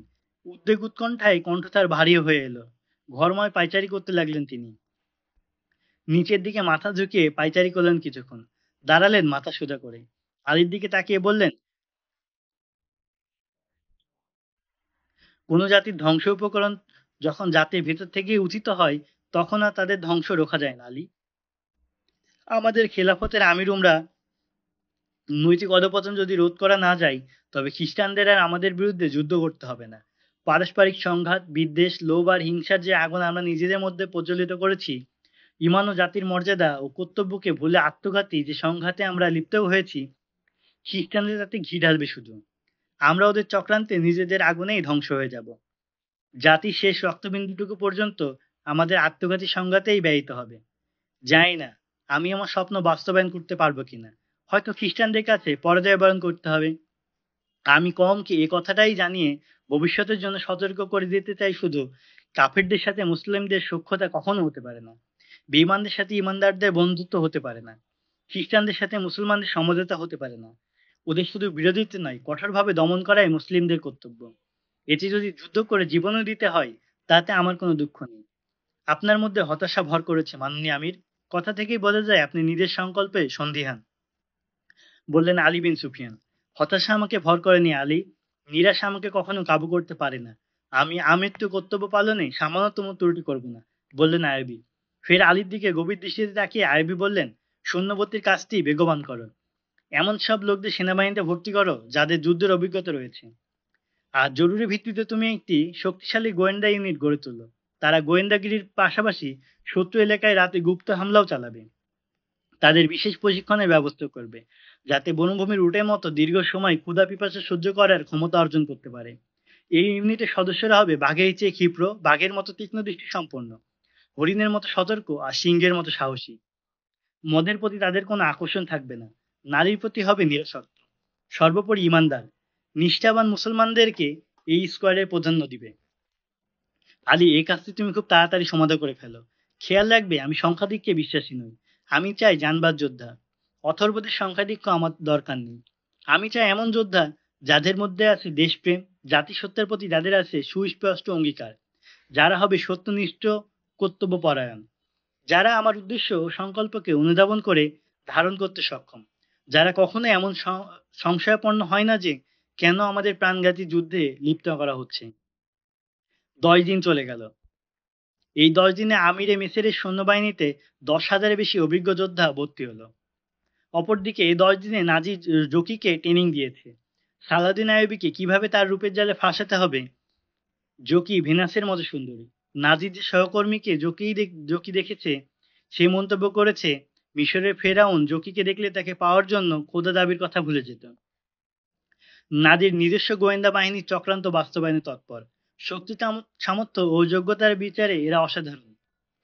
নাজিম প্রথমে বুঝতে পেরেছিলেন আলী বিন সুফিয়ান আইয়ুবীর প্রধান উপদেষ্টা। একজন চৌকস আরব গোয়েন্দার মতোই মনে হয় আলীকে। আলীর সহযোগিতা থাকলে আইয়ুবীকে ঘায়েল করা কঠিন হবে বুঝে নারী তার আগে তার গোয়েন্দা বাহিনীকে আলীর পিছু নিয়োগ করলেন। তিনি গোয়েন্দাদের নির্দেশ দিলেন আলীর গতিবিধির প্রতি লক্ষ্য রাখবে এবং সুযোগ পেলেই তাকে হত্যা করবে। সালাউদ্দিন আইয়ুবীকে ফাঁসানোর জন্য জকিকে প্রস্তুত করলেন নাজি। অথচ মরক্কের এই স্বর্ণকতি সোনালী চুলের বাধা পড়লেন তিনি নিজেই। নাজি বিন্দুমাত্র টের পেলেন না জকি মুক্ত ছাড়া হাসি, অনুপম বচনভঙ্গি আর নাচ গানের ফাঁদে বাধা পড়ে গেছেন তিনি নিজেই। জকি নাজিকে এতই আসক্ত করে ফেললো যে চক্রান্তে প্রশিক্ষণ দেওয়ার সময় সে মেয়েটিকে নিজের কোলে বসিয়ে রাখত। নাজিরই দেয়া পোশাক, সুগন্ধি আর প্রসাধনী ব্যবহার করে জকি তাকে বেঁধে ফেললো। ফেঁসে গেলেন নাজি তার রূপ যৌবনের মাদকতায়, জাদুকরি চাহনি আর দেহের উষ্ণতায়। এ কয়দিনে নাজি ভুলে গেলেন তার একান্ত মোমন সঙ্গিনীদের, যাদের নাচ গান আর শরীরের উষ্ণতা ছিল তার একান্ত চাওয়া পাওয়া। 4-5 দিন চলে গেল, একবারের জন্য তিনি সেবিকাদের একান্ত খাস কামরায় ডাকলেন না। এ কয়দিন সারাদিন জকিকে নিয়ে ব্যস্ত থাকলেন নাজি। এই নর্তকী সেবিকা রক্ষিতাদের কাছে তিনি নাজি পরম আরাধ্য। এদের কাছে নাজির সান্নিধ্য ছিল নারীত্বের বিনিময়ে দীর্ঘ ত্যাগের পরম পাওয়া। মুহূর্তের জন্য তার সান্নিধ্য হাতছাড়া করা ছিল এদের জন্য মৃত্যু সম যন্ত্রণা। জকির আগমনে নাজির এ পরিবর্তন সহ্য করতে পারল না দুই নর্তকী ও রক্ষিতা। মেয়েটাকে হত্যা করে পথের কাঁটা সরিয়ে দেওয়ার ফন্দি করলো ওরা, কিন্তু কাজটি সহজ নয় মোটেই। জকির ঘরের বাইরে সর্বক্ষণিক 2 কাফরিকে পাহারাদার নিযুক্ত করলেন নাজি। জকি ঘর থেকে বের হতো না, তেমন অনুমতি নেই। নর্তকীদের ঘরের বাইরে যাওয়াও তার জন্য বারণ। বহু চিন্তা ভাবনা করে ওরা হেরেমের এক দাসীকে পরিচিত করার সিদ্ধান্ত নিল। দুজন ঠিক করলো দাসীর মাধ্যমে খাবারে বিষ মিশিয়ে হত্যা করবে জকিকে। আলী বিন সুফিয়ান মিশরের পুরাতন আমিরের দেহরক্ষী বাহিনী বদল করে আইয়ুবীর দেহরক্ষী বাহিনীতে নতুন লোক নিয়োগ করলেন। এরা সবাই আলীর নতুন রিক্রুট করা সৈন্য। যোগ্যতার বিচারে এরা অদ্বিতীয়, আদর্শের প্রতি নিষ্ঠাবান, বিশ্বস্ত আর সাহস ও বীরত্বের সকলের সেরা। নিজের গড়া গার্ড বাহিনীর পরিবর্তন মেনে নিতে পারলেন না নাজি, কিন্তু প্রকাশ্যে বিন্দুমাত্র ক্ষোভ দেখালেন না তিনি। উল্টো গার্ড বাহিনীর পরিবর্তনের সিদ্ধান্তকে মোসাহেবি কথায় ভূয়সী প্রশংসা করলেন। এরই ফাঁকে বিনয়ের সাথে আবার আইয়ুবীকে সংবর্ধনায় যোগদানের কথাটি স্মরণ করিয়ে দিলেন। আইয়ুবী নাজির দাওয়াত গ্রহণ করলেন। বললেন, 2-1 দিনের ভিতরেই জানাবো আমার পক্ষে কোনদিন অনুষ্ঠানে যাওয়া সম্ভব হবে। মনে মনে কুটচালে সফলতার উল্লসিত হয়ে তাড়াতাড়ি চলে গেলেন নাজি। নাজি চলে যাওয়ার পর আইয়ুবী আলী বিন সুফিয়ানের সাথে পরামর্শ করলেন। জানতে চাইলেন কোন দিন নাজির অনুষ্ঠানে যাওয়া যায়। এখন যে কোনো দিন আপনি অনুষ্ঠানে যেতে পারেন, আমার আয়োজন সম্পন্ন, বলল আলী বিন সুফিয়ান। পরদিন নাজি দপ্তরে এলে আইয়ুবী জানালেন যে কোনো রাতে আপনার অনুষ্ঠানে যাওয়া যেতে পারে। নাজি অনুষ্ঠানের সময় নির্ধারণ করলেন। আইয়ুবীকে ধারণা দিলেন অনুষ্ঠানটি হবে জমকালো, অতিশয় আড়ম্বরপূর্ণ, শহর থেকে দূরে মরুভূমিতে। উপস্থিত হবে বিশিষ্ট নাগরিক ও সামরিক বাহিনীর সদস্যরা। সৈন্যবাহিনীর বিভিন্ন ইউনিট কুচকাওয়াজ ও নৈপুণ্য প্রদর্শন করবে। অন্ধকার রাতে মশালের আলো অনুষ্ঠিত হবে পুরো অনুষ্ঠান। বিভিন্ন তাঁবু থাকবে, সম্মানিত আমির সহ সবাই রাত যাপনের ব্যবস্থা করা হবে অনুষ্ঠান স্থলে। রাতে সৈন্যরা একটু আমোদ ফুর্তি ও নাচ গান করবে। আইবি অনুষ্ঠান সূচি শুনছিলেন নাজির মুখ থেকে। নাচ গানের কথা শুনেও তিনি বিরূপ প্রতিক্রিয়া ব্যক্ত করলেন না। নাজি একটু সাহস সঞ্চয় করে বার কয়েক ঢোক গিলে বিনয়ী ভঙ্গিতে বলল, সেনাবাহিনীতে বহু অমুসলিম সদস্য আছে। তাছাড়া দুর্বল ইমানের অধিকারী নও-মুসলিমও আছে অনেক। তারা মহামান্য আমিরের সৌজন্যে সংবর্ধনা সবাই একটু প্রাণ খুলে ফুর্তি করতে আগ্রহী।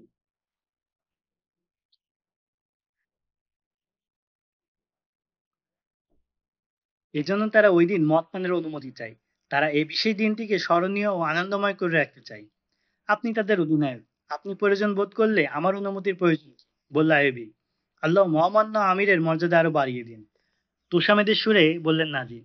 সামনে ঝুঁকে অনুগত গোলামের মতো কুর্নিশের ভঙ্গিতে বললেন, অধম কোন স্যার, আপনি যা পছন্দ করেন না তার অনুমতি চেয়ে আপনি ওদের জানিয়ে দিন সংবর্ধনা রাতে হাঙ্গামা বিশৃঙ্খলা ছাড়া সামরিক নিয়ম মেনে তারা সবাই করতে পারবে। মদ পান করে কেউ যদি হাঙ্গামা বাঁধায় তার কঠিন শাস্তি দেওয়া হবে, বললেন আইয়ুবী। নাজি কৌশলে মুহূর্তের মধ্যে ব্যারাকে এ খবর ছড়িয়ে দিল, সালাউদ্দিন আইয়ুবী নাজি সংবর্ধনা অনুষ্ঠানের অনুমতি দিয়েছেন। সারাব, মদ, নাচ গান সবকিছু চলবে সেখানে। আইবি নিজেও সেখানে উপস্থিত থাকবেন। এ কথা শুনে সৈন্যবাহিনীতে হুলস্থুল পড়ে গেল। একজন আরেকজনের দিকে জিজ্ঞাসু দৃষ্টিতে তাকিয়ে থাকতে লাগলো। তাদের চোখে রাজ্যের বিস্ময়। এসব কি শুনছি আমরা? কেউ কেউ ধীরে স্বরে বলল, এসব নাজির মিথ্যা প্রচার। নিজের ইমেজ বাড়ানোর জন্যই তিনি ভুয়া প্রচারণা চালাচ্ছেন। কেউ আবার সাবধানে মন্তব্য করলো, নাজির জাদু আইয়ুবীকে ঘায়েল করে ফেলেছে। সৈন্যবাহিনীতে যারা সালাউদ্দিন আইয়ুবীর ন্যায় নিষ্ঠার প্রতি শ্রদ্ধাশীল, তাদের মধ্যে কিছুটা হতাশা সৃষ্টি করলো এই সংবাদ। অপরদিকে এ সংবাদ নাজির ভক্ত সেনা অফিসারদের হৃদয়ে বয়ে আনল খুশির বন্যা। আইয়ুবীর আগমনের পর থেকে সেনাবাহিনীতে মদসুরা নাচ গান সম্পূর্ণ নিষিদ্ধ করা হয়েছিল। এ কয়দিনে সেনাবাহিনীর মধ্যম লম্পট প্রমোদবিলাসী অফিসারদের দিনগুলো কেটেছে খুব কষ্টে। যাক, এবার একটু শুকনো হৃদয় মন ভিজিয়ে নিয়ে আর ফুরসত পাওয়া যাবে। তারা এই ভেবে উৎফুল্ল যে কিছুদিন পরে হয়তো আমির নিজেও মৎসরায় অভ্যস্ত হয়ে যাবেন। আলী বিন সুফিয়ান ছাড়া কেউ জানতেন না সালাউদ্দিন আইয়ুবীর সংবর্ধনা অনুষ্ঠানে যে মদ পান ও নাচ গানের এই অনুমতি দানের রহস্য। অবশেষে একদিন এসে পড়ল কাঙ্ক্ষিত সন্ধ্যা। সুন্দর সূর্য ডুবে গেছে, মরুবিয়া বনে নেমেছে চতুর্দশী জ্যোৎস্নার ঢল। চারিদিকে মরুর বালু জ্যোৎস্নার তীক্ষ্ণ আলোয় চিকচিক করছে। অসংখ্য মশালের আলোয় মরুভূমি উদ্ভাসিত। ময়দানের একাধারে বিশাল জায়গা জুড়ে সারি সারি তাঁবু, মাঝামাঝি স্থানে সুশোভিত মঞ্চ, অপরূপ কারিকার্যে সাজানো। রং বেরঙের ঝাড়বাতি আর প্রদীপ্ত মশাল মঞ্চটিকে করে তুলেছে স্বপ্নের। পাশেই বিশিষ্ট নাগরিক ও অফিসারদের বসার প্যান্ডেল। চতুর্দিকে হাজার হাজার সশস্ত্র প্রহরী, প্রাচীরের মতো নিশ্চিত নিরাপত্তা। মঞ্চ থেকে একটু দূরে অনুপম শিল্প সুসময় তৈরি করা হয়েছে একটি সুদৃশ্য তাঁবু। সেখানে রাত যাপন করবেন স্বয়ং আমির মেশের। আলী বিন সুফিয়ান রাত নামার আগে আইয়ুবীর জন্য নির্ধারিত তাঁবুর আশেপাশে গোয়েন্দা বাহিনীর কমান্ডোদের দায়িত্ব বুঝিয়ে দিলেন। এ সময় নাজি তার বিশেষ তাঁবুতে যে জকিকে শেষ নির্দেশনা দানে মহাব্যস্ত। জকি আর সেজেছে অপরূপ সাজে। আকাশ থেকে যেন মর্তে নেমে এসেছে কোনো রূপের পরী। কড়া সুগন্ধি দিয়ে স্নাত হয়েছে মেয়েটি। শুকনো কারুকার্যের ধবধবে সাদা কাশফুলের মতো কোমল এক প্রস্থ কাপড়ে সেজেছে জকি। সোনালি চুলগুলো ছেড়ে দিয়েছে উন্মুক্ত কাঁধে। শ্বেত শুভ্র কাঁধের চুলগুলো এলোমেলো হয়ে জকিকে করে তুলেছে স্বপ্নকন্যা। পটল চেলা হরিণী চোখে কাজল মেখে যেন হয়ে উঠেছে রহস্যময়ী। কণ্ঠ তো রয়েছেই জাদুর বাঁশি, নৃত্যে রয়েছে হৃদয় ছিনিয়ে নেওয়ার তাল। মাতাল করে তার সুরল হয়ে। এমন কোনো দরবেশ নেই আজ জকিকে দেখে দৃষ্টি ফিরে নিতে পারে। হালকা কাপড় ভেদ করে ঠিকরে বেরোচ্ছে জকির বিস্ফোরণমুখ রূপ লাবণ্য। রঙিন ঠোঁটের স্মিত হাসিতে যেন ঝরে পড়ছে গোলাপের পাপড়ি। জকির আপাতমস্তক একবার গভীর নিরীক্ষায় দৃষ্টিতে দেখলেন নাজি। সাফল্যের নেশায় মনটা ভরে উঠেছে তার, কিন্তু তারপরও সতর্ক নাজি। জকিকে আবার সাবধান করে দিল, যদি তোমার এই অপরূপ অনিন্দ সুন্দর দেহখানা দিয়ে আইয়ুবীকে বশ করতে না পারো, তাহলে প্রয়োগ করবে মুখের জাদু। আমার শেখানো কথাগুলো ভুলো না যেন, সাবধান। তার কাছে গিয়ে আবার তার দাসী হয়ে যেও না। তুমি তার কাছে হবে ডুমুরের ফুল, যা দূর থেকে দেখা যায়, কখনো ছোঁয়া যায় না। এই রূপ লাবণ্য দিয়ে তুমি তাকে বীরত্ব বানিয়ে নেবে। আমার বিশ্বাস তুমি পাথর গলাতে পারবে। মিশরের এই মাটিই জন্ম দিয়েছে ক্লিওপেট্রার মতো রূপসীকে। নিজের সৌন্দর্য, প্ররোচনা, জাদুকরি কুটচাল আর রূপের আগুন গলিয়ে সিজারের মতো লৌহমানবকেও মরু বালিতে পানির মতো বইয়ে দিয়েছিল সে। ক্লিওপেট্রা তোমার চেয়ে বেশি সুন্দরী ছিল না। আমি এতদিন তোমাকে ক্লিওপেট্রার কৌশলেই শিখিয়েছি। রমনির এ চাল ব্যর্থ হয় না কোনোদিন। নাজির কথায় মুচকি হাসলো জকি। গভীর মনোযোগ দিয়ে শুনলো নাজির উপদেশগুলো। মিশরের এই রাতের মরুতে নাগিনীর রূপ ধরে ইতিহাসের পুরনো অধ্যায়ের পুনরাবৃত্তি আয়োজন করলো নতুন এই ক্লিওপেট্রা। সূর্য ডুবেছে একটু আগে, আধারে মিলে গেল পশ্চিম আকাশের ললিমে, জ্বলে উঠলো হাজারো মশাল। ঘোড়ায় সওয়ার হয়ে অনুষ্ঠানের দিকে পা বাড়ালো আইভি। মিশরের নতুন আমিরের সম্মানে নাজির এই সংবর্ধনা, সামরিক মহড়া। মিশরের ইতিহাসে এক নতুন অধ্যায়ের সূচনা। আইয়ুবীর ডানে বামে আগে পিছে আলী বিন সুফিয়ানের অশ্বারোহী রক্ষী বাহিনী আর আলীর কমান্ডো বাহিনীর বিশেষ সদস্য। 10 জনকে আইয়ুবীর তাঁবু চারদিকে নিযুক্ত করা হয়েছিল আগেই। সংবর্ধনা, রাজি অভ্যর্থনা। সুলতান আইয়ুবীর ঘোড়া থেকে নেমে এলো, ধীর পায়ে এগিয়ে গেলেন মঞ্চের দিকে। বেজে উঠল দফ, পরপর তোপধ্বনি। আমিরে মিসের সালাউদ্দিন আইয়ুবী জিন্দাবাদ ধ্বনিতে নিরন্তর নিস্তব্ধতা ভেঙে মুখরিত হয়ে উঠল মরু উপত্যকা। পায়ে পায়ে এগিয়ে এসে মাথা নিয়ে স্বাগত জানালেন নাজি। বললেন, ইসলামের রক্ষক, জীবন উৎসর্গকারী সেনাবাহিনী আপনাকে খোশ আমদের জানাচ্ছি। তারা আপনার ইঙ্গিতে জীবন বিলিয়ে দিতে প্রস্তুত। আপনি তাদের প্রাণ চাঞ্চল্য দেখুন। আপনাকে পেয়ে তারা ভীষণ গর্বিত। সালাউদ্দিন আইবি মঞ্চে নিজের আসনে সামনে দাঁড়ালেন। চৌকস সৈন্যদলের একটি দল তাকে গার্ড অফ অনার দিল। তিনি তাদের সালাম গ্রহণ করলেন। রাজকীয় মার্চ ফাস্ট করে ওরা আড়ালে চলে গেল। রাজকীয় আসনে বসলেন আইব। দূর থেকে কানে ভেসে এলো এক অস্ত্র পরিধ্বনি। প্যান্ডেলের আলোর সীমানায় এলে দেখা গেল দুই প্রান্ত থেকে 4টি ঘোড়া ক্ষিপ্র গতিতে মঞ্চের সামনে ময়দানের মাঝে বরাবর এগিয়ে আসছে। প্রত্যেকটা ঘোড়ায় একজন করে সওয়ার, সবাই নিরস্ত্র। দেখে মনে হচ্ছে তাদের সঙ্গে সংঘর্ষ অনিবার্য। কিন্তু না, চোখের পলকে মঞ্চের সোজাসুজি এসে থেমে গেল তারা। আরোহীরা একটা হাতে লাগাম টেনে ধরে অন্য হাতে প্রসারিত করে প্রতিপক্ষকে ডিঙিয়ে দিতে চাইল। এক পক্ষ অপর পক্ষের আরোহীকে ঘোড়া থেকে ফেলে দেওয়ার চেষ্টা করছে। এক আরোহী প্রতিপক্ষের আরোহীকে বগল দাবা করে তার বাহন থেকে নিজের বাহনে নিয়ে দ্রুত দিগন্তে হারিয়ে গেল। ঘোড়া থেকে ময়দানে পড়ে ডিগবাজি খাচ্ছিল দুই আরোহী। অশ্ববাহিনীর এই ক্রীড়া নৈপুণ্যে উপস্থিত দর্শকদের হর্ষধ্বনিতে মরুভূমি কেঁপে উঠল। হর্ষধ্বনিতে কানে তালা লাগার উপক্রম হলো। এদের পর দূর প্রান্ত থেকে আরো 4 জন করে অশ্বরোহী অনুপম ক্রীড়া নৈপুণ্য দেখালো।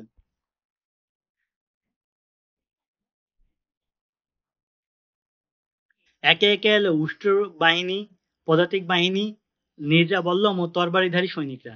নানা রকম নৈপুণ্য দেখালো। দর্শকদের উল্লসিত হর্ষধ্বনিতে অনুষ্ঠানস্থল মুখরিত হয়ে উঠল। সুলতান সালাউদ্দিন আইয়ুবী সৈনিকদের ক্রীড়া নৈপুণ্য দেখে খুশি হলেন।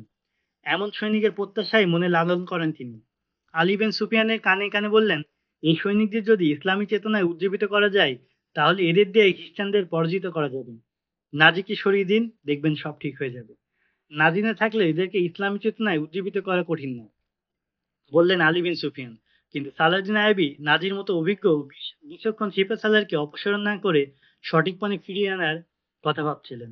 সংবর্ধনা অনুষ্ঠানে সুরাপানির সম্মতি দিতে দিয়ে তিনি নিজ চোখে দেখে নিতে চাচ্ছিলেন নাজির নিয়ন্ত্রিত সৈনিকরা আরামায়েশে ভোগ বিলাসিতায় কতটুকু নিমজ্জিত, রণকৌশল ও কর্মদক্ষতায় কতটুকু পটু।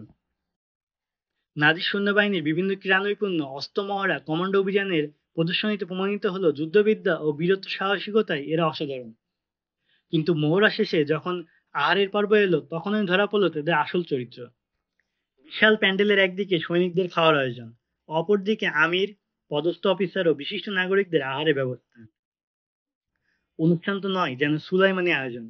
হাজার হাজার আস্ত খাসি, দুম্বা, মুরগি আর উটের রকমারি রান্না। আরো যত রকম প্রাসঙ্গিক খাদ্য সামগ্রী হতে পারে, কোনোটিই বাকি রাখেনি নাজিব। খাবারের মোমো গন্ধে গোটা প্যান্ডেল জুড়ে। সৈনিকদের প্রত্যেকের সামনে একটি করে শরাবের মশক। খাবারের চেয়ে যেন মদের প্রতি তাদের আগ্রহ বেশি। আর শুরু হতে না হতেই সৈনিকদের মধ্যে মদের মশক দখলের হুড়োহুড়ি শুরু হলো। ক্ষুধার্ত কুকুরের মতো খাবারে হামলে পড়লো সবাই। কিছুক্ষণের মধ্যেই নিঃশেষিত আহারের অবশিষ্টাংশ আর মদের সেরাহি নিয়ে শুরু হলো ওদের চেঁচামেচি। হই হুল্লোড়, উচ্ছৃঙ্খলা ও ছড়িয়ে পড়ল ছাউনির বাইরে। নীরবে আইয়ুব পর্যবেক্ষণ করলেন সৈনিকদের আহার পর্ব। ভাবলে ক্ষীণ তার চেহারায়। তিনি গভীরভাবে কিছু ভাবছেন, চেহারা দেখেই তার বোঝার উপায় নেই। সৈনিকদের উচ্ছৃঙ্খল আচরণে তিনি নির্বাক।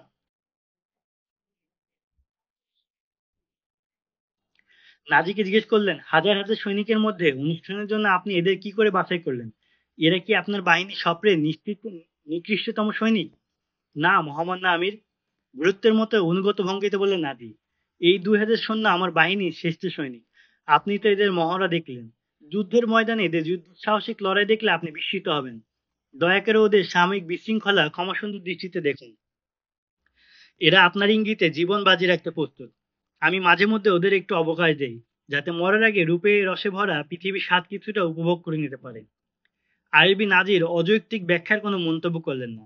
আইবিকে তোষামোদের ঝর্ণায় স্নাত করে নারী যখন বিশিষ্ট মেহমানদের কাছে নিজের বাহাদুরি প্রকাশে ব্যস্ত, এই সুযোগে সালাউদ্দিন আইবি আলীকে বললেন, আমি যা দেখতে চেয়েছিলাম দেখেছি।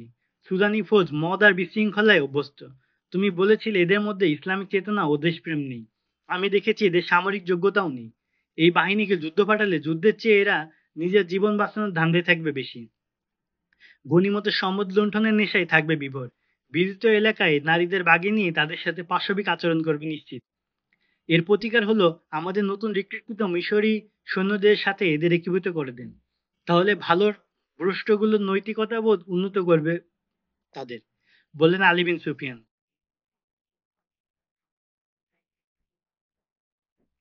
সালাউদ্দিন আইবি মুস্কি হাসলেন, বললেন, আলী, তুমি দেখছি আমার মনের কথাই বলছো। আমি কিন্তু তাই ভাবছিলাম, কিন্তু বিষয়টা আমি এখনো প্রকাশ করতে চাইনি। সাবধান, এই পরিকল্পনার কথা যেন কেউ জানতে না পারে। আলী বিন সুফিয়ানের অসাধারণ মেধা, তিনি চেহারা দেখেই মানুষের মনের লেখা পড়তে ফেলতে পারেন। মানুষ চেনার ব্যাপারে আলী কখনো ভুল করেন না। তিনি আইবিকে কি যেন বলতে যাচ্ছিলেন। এ সময় মঞ্চের সামনে হঠাৎ করে জ্বলে উঠল বাহারি ঝাড়বাতি। মঞ্চের সামনে দামি গালিচা বিছানো, বাদক দলের যন্ত্র বেজে উঠল মন মাতানো সুর।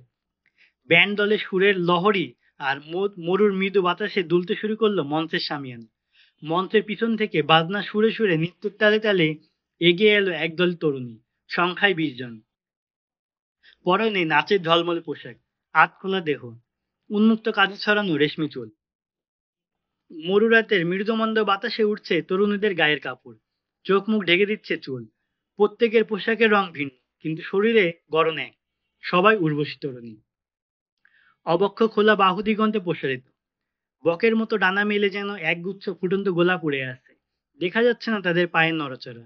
এগিয়ে আসছে নৃত্যের ছন্দে দুলে দুলে, যেন বাতাসে ভর করে উড়ে চলছে। মঞ্চের সামনে গালিতে এসে অর্ধবৃত্তাকার দাঁড়িয়ে গেল তারা। আইবির দিকে দুহাত প্রসারিত করে একই সাথে মাথা ঝুঁকালো সবাই। ওদের খোলা চুল এলিয়ে পড়লো কাঁধে, যেন কতগুলো তারা খসে পড়ে আসমান থেকে। মাথার উপর কারুকার্য মণ্ডিত শামিয়ানা, পায়ের নিচে মহামূল্যবান কার্পেট। নর্তকীদের লতানো শরীর আর অপূর্ব সুরের মূর্ছনায় সৃষ্টি হলো এক স্বপ্নীল নীরবতা। মঞ্চের এক প্রান্ত থেকে দৈত্যের মতো এক হাপসি ক্ষিপ্র গতিতে এগিয়ে এলো। পরনে চিতাবাঘের চামড়ার মতো পোশাক, হাতে বিশাল এক ডালা, ডালায় আধফোটা পদ্মের ন্যায় একটি বস্তু। তরুণীদের অর্ধবৃত্তের সামনে এসে ডালাটা রেখে দ্রুত আড়াল হয়ে গেল হাপসি। সঙ্গীত দলের বাজনা তুঙ্গে উঠল, বেজে উঠল আরো জোরে। ডালা থেকে ধীরে ধীরে উঠিতে হলো এক কলি। দেখতে দেখতে সব পাপড়ি মেলে ফুটন্ত গোলাপের মতো থেকে থেকে বেরিয়ে এলো এক অস্ফরী। মনে হচ্ছিল লাল মেঘের আবরণ ছিঁড়ে বেরিয়ে আসছে দ্বাদশীর চাঁদ। এক অনিন্দ্য সুন্দরী তরুণী, ঠোঁটে মুক্ত ধরানো হাসির ঝিলিক। এ যেন মাটির মানুষ, এ যেন মাটির মানুষ নয়, এক হিরে পান্নার তৈরি ভিন গ্রহের মায়াবিনী। দুহাতে প্রসারিত করে নৃত্যের তালে এক পাক ঘুরে অভিবাদন জানালো তরুণী। আইবির দিকে চোখের পটল চেরা কটাক্ষ হেনে পলক নেড়ে স্থির হলো দাঁড়ালো। অভ্যাগত দর্শকরা নৃত্য সঙ্গীতের বাজনা আর তরুণীর আখি মুদিরায় তন্ময়। নিঃশ্বাসটি বেরোচ্ছে না কারণ। আইবির দিকে তাকালেন আলু বিন সুফিয়ান, ঠোঁটে রহস্যপূর্ণ হাসি, বললেন, মেয়েটি এতটা সুশ্রী হবে ধারণা করিনি। আমিরে মেসেরে জয় হোক, বলতে বলতে এগিয়ে এলেন নাজি। আইবির সামনে এসে গদগদ চিত্তে বললেন, এর নাম জেকি। আপনার খিদমতের জন্য একে আমি আলেকজান্দ্রিয়া থেকে আনিয়েছি। এ তরুণী পেশাদার নর্তকী বা বারবনিতা নয়। মেয়েটি ভালো নাচতে ও গাইতে জানে, এটা ওর শখ। কখনো কোনো অনুষ্ঠানে নাচে না। মেয়েটির পিতা আমার পরিচিত মাছ ব্যবসায়ী। বাপ বেটি দুজনে আপনার খুব ভক্ত। এই মেয়েটি আপনাকে পয়গম্বরের মতো শ্রদ্ধা করে। এক কাজে আমি ওর বাবার সাথে সাক্ষাৎ করতে এদের বাড়ি গেলে মেয়েটি আমাকে বলল, শুনেছি সালাউদ্দিন আইবি মিশরের আমির হয়ে এসেছেন। মেহেরবানি করে আপনি তার সাথে আমার সাক্ষাতের ব্যবস্থা করে দিন। তার পায়ে উৎসর্গ করার মতো আমার জীবনের নাচ ছাড়া কিছুই তো নেই। আল্লাহর কসম, আমি তার খিদমতে নিজেকে উৎসর্গ করে জন্ম হতে চাই। মহামান্য আমির, আপনার কাছে নাচ গানের অনুমতি চেয়েছিলাম শুধু এই মেয়েটিকে আপনার খিদমতে পেশ করার জন্য। আমি নগ্ন নারী আর নাচ গান পছন্দ করি না। এ কথা কি আপনি ওকে বলেছিলেন?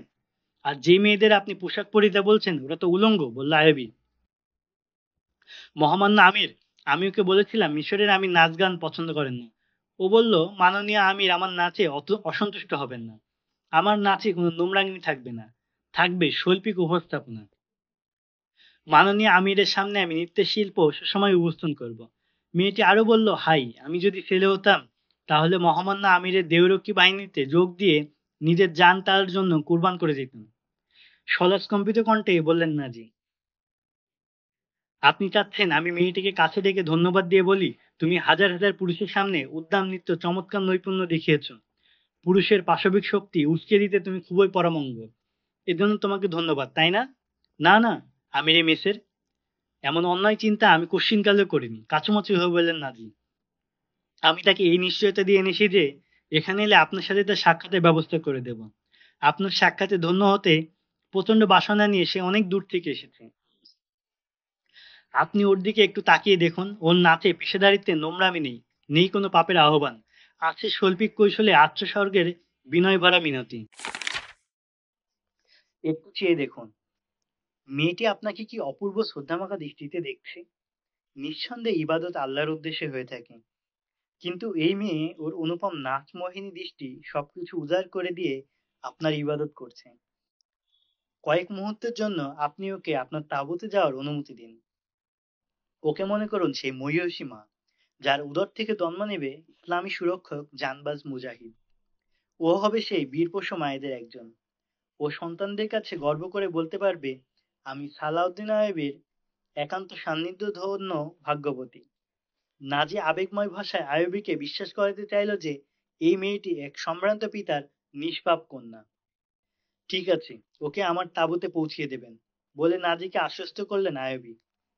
নিজের অপূর্ব নৃত্যকলা দেখাচ্ছিল জকি। ধীরে ধীরে শরীর সংকুচিত করে একবার গালিচার উপর বসে যাচ্ছিল, আবার সোজা হয়ে দাঁড়াচ্ছিল। শারীরিক সংকোচন ও সংবর্ধনের প্রতি মুহূর্তে জকির দৃষ্টি নিবদ্ধ ছিল আইবির প্রতি। ওর ভুবন মোহিনী মুচকি হাসির মধ্যেই ফুটে উঠছিল মনের হাজারো কথামালা, বিনয় নম্র আত্মোৎসর্গের আকৃতি। জকির চারপাশে অন্য মেয়েরাও ডানা কাটা পরীর বেশে উঠছে মনোহারী প্রজাপতির মতো পাখা মেলে। মরুভূমির চাঁদনি রাতের আকাশে কোটি তারার মেলায় অসংখ্য ঝাড়বাতির আলোয় শিল্পমণ্ডিত চাঁদোয়ার নিচে মনে হচ্ছে যেন স্ফটিক স্বচ্ছ পানির পুকুরে রানীকে কেন্দ্র করে সাঁতার কাটছে একদল জলপরী। সালাউদ্দিন আইবি নীরব। কি ভাবছেন বলা মুশকিল। মদ খেয়ে বুঁদ হয়ে আছে নারীর সৈন্যরা। সবাই যেন মৃত্যু যন্ত্রণায় বিক্ষিপ্ত ছড়িয়ে ছিটিয়ে ঢুকছে। ড্যাব ড্যাব চোখে তাকাচ্ছে নর্তকীদের প্রতি। দর্শকরা হারিয়ে গেছে স্বপ্নীল জগতে। একটানা বেড়ে চলছে সঙ্গীতের মৃদু তরঙ্গ। মরুভূমির নিশতি রাতে অল্পক্ষণ মঞ্চস্থ হচ্ছে ইতিহাসের গোপন অধ্যায়, যা জানবে না সাধারণ মানুষ, যা স্থান পাবে না ইতিহাসের কোনো পাতায়। নিজের সাফল্যে নাজি খুব খুশি। জকি দেখিয়ে যাচ্ছে জাদুকরি নাচ। সমতলে চলছে বাজনা, আর গভীর হচ্ছে রাত। নিজের অপূর্ব নৃত্যকলা দেখাচ্ছিল জকি। ধীরে ধীরে শরীর সংকুচিত করে একবার গালিচার উপর বসে যাচ্ছিল, আবার সোজা হয়ে দাঁড়াচ্ছিল। শারীরিক সংকোচন ও সংবর্ধনের প্রতি মুহূর্তে জকির দৃষ্টি নিবদ্ধ ছিল আইয়ুবের প্রতি। ওর ভুবন মোহিনী মুচকি হাসির মধ্যেই ফুটে উঠছিল মনের হাজারো কথামালা, বিনয় নম্র আত্মোৎসর্গের আকুতি। জকির চারপাশে অন্য মেয়েরাও ডানাকাটা পরীর বেশে উড়ছে মনোহারী প্রজাপতির মতো পাখা মেলে। মরুভূমির চাঁদনি রাতের আকাশে কোটি তারার মেলায় অসংখ্য ঝাড়বাতির আলোয় শিল্পমণ্ডিত চাঁদোয়ার নিচে মনে হচ্ছে যেন স্ফটিক স্বচ্ছ পানির পুকুরে রানীকে কেন্দ্র করে সাঁতার কাটছে একদল জলপরী। সালাউদ্দিন আইয়ুবী নীরব। কি ভাবছেন বলা মুশকিল। মদ খেয়ে বুঁদ হয়ে আছে নাজির সৈন্যরা। সবাই যেন মৃত্যু যন্ত্রণায় বিক্ষিপ্ত ছড়িয়ে ছিটিয়ে ঢুকছে। ড্যাব ড্যাব চোখে তাকাচ্ছে নর্তকীদের প্রতি। দর্শকরা হারিয়ে গেছে স্বপ্নীল জগতে। একটানা বেড়ে চলছে সঙ্গীতের মৃদু তরঙ্গ। মরুভূমির নিশতি রাতে অল্পক্ষণ মন্ত্রস্থ হচ্ছে ইতিহাসের গোপন অধ্যায়, যা জানবে না সাধারণ মানুষ, যা স্থান পাবে না ইতিহাসের পাতায়। নিজের সাফল্যে নাজি খুব খুশি। জকিয়ে দেখিয়ে যাচ্ছে জাদুকরি নাচ। সমতলে চলছে বাজনা, গভীর হচ্ছে রাত।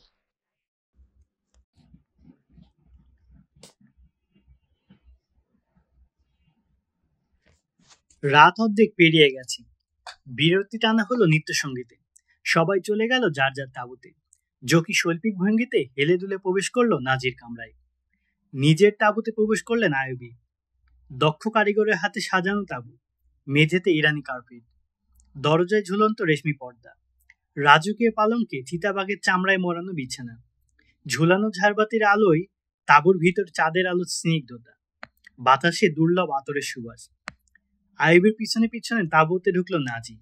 বলল, ওকে একটু সময়ের জন্য পাঠিয়ে দেব কি? আমি ওয়াদাভঙ্গকে খুব ভয় করি। হ্যাঁ দিন, বললেন আইয়ুবী। শিয়ালের মতো নাচতে নাচতে নিজ তাঁবুর দিকে লাফিয়ে চললেন নাজি। কয়েক মুহূর্তে পরে প্রহরীরা দেখল আইয়ুবের তাঁবুর দিকে অতি সন্তোষপণ্যে এগিয়ে আসছে এক তরুণী। গায়ে তার নর্তকীর পোশাক। আইয়ুবের তাঁবুর চারপাশে প্রখর আলোর মশাল। নাজি তাঁবুর চতুর্দিকে কোনো আলোর ব্যবস্থা রাখেননি। ব্যবস্থাটা করেছেন আলী বিন সুফিয়ান। অতিরিক্ত নিরাপত্তার জন্যই এই আয়োজন, যাতে কোনো দুষ্কৃতিকারীর আগমন হলে পরিষ্কার তাকে চেনা যায়। বিশেষ প্রহরার জন্য আইয়ুবের তাঁবুর প্রহরীদেরও নিযুক্ত দেন আলী। তাঁবুর কাছে আসতেই মশালের আলোয় প্রহরীরা দেখতে পেল নর্তকীকে। এই সেই নর্তকী, এখনো গায়ে তার নাচের ফিনফিনে পোশাক, ঠোঁটে মায়াবী হাসির আভা। পথ রোধ করে দাঁড়ালো প্রহরী দলের কমান্ডার। বলল, এদিকে যেতে পারবে না তুমি। মহামান্য আমির আমাকে তার তাঁবুতে ডেকে পাঠিয়েছেন, বলল জকি। সুলতান আইয়ুবী তোমার নয় বাজে মেয়েদের সাথে রাত কাটানোর মতো আমির নন। না ডাকলে কোন সাহসে আমি এখানে আসবো? কার মাধ্যমে তোমাকে ডেকে পাঠালেন? সেনাপতি নাজি আমাকে বলেছেন মহামান্য আমির তোমাকে তার তাঁবুতে ডেকেছেন। বিশ্বাস না হলে তাকেই জিজ্ঞেস করুন। যেতে না দিলে আমি ফিরে যাচ্ছি, কিন্তু আমিরের নির্দেশ অমান্য করার দায়-দায়িত্ব আপনার। দেহরক্ষী কমান্ডার বিশ্বাস করতে পারছিল না সালাউদ্দিন আইয়ুবী এক নর্তকীকে তার শয়ন ঘরে ডেকে পাঠাবেন। আইয়ুবীর চারিত্রিক পবিত্রতা সম্পর্কে কমান্ডার অবগত। সে এ আদেশও জানতো যে কেউ নর্তকী গায়িকাদের সাথে রাত কাটালে তাকে 100 দৌড়া মারা হবে। কিংকর্তব্য বিমূঢ় হয়ে পড়ল কমান্ডার। কুল কিনারা খুঁজে পাচ্ছে না সে। 7 পাঁচ ভেবে শেষ পর্যন্ত কমান্ডার আইয়ুবের তাঁবুতে ঢুকে পড়ল। কম্পিত কণ্ঠে বলল, বাইরে এক নর্তকী দাঁড়িয়ে আছে। ও বলছে হুজুর জাহাপানা নাকি তাকে ডেকে পাঠিয়েছেন।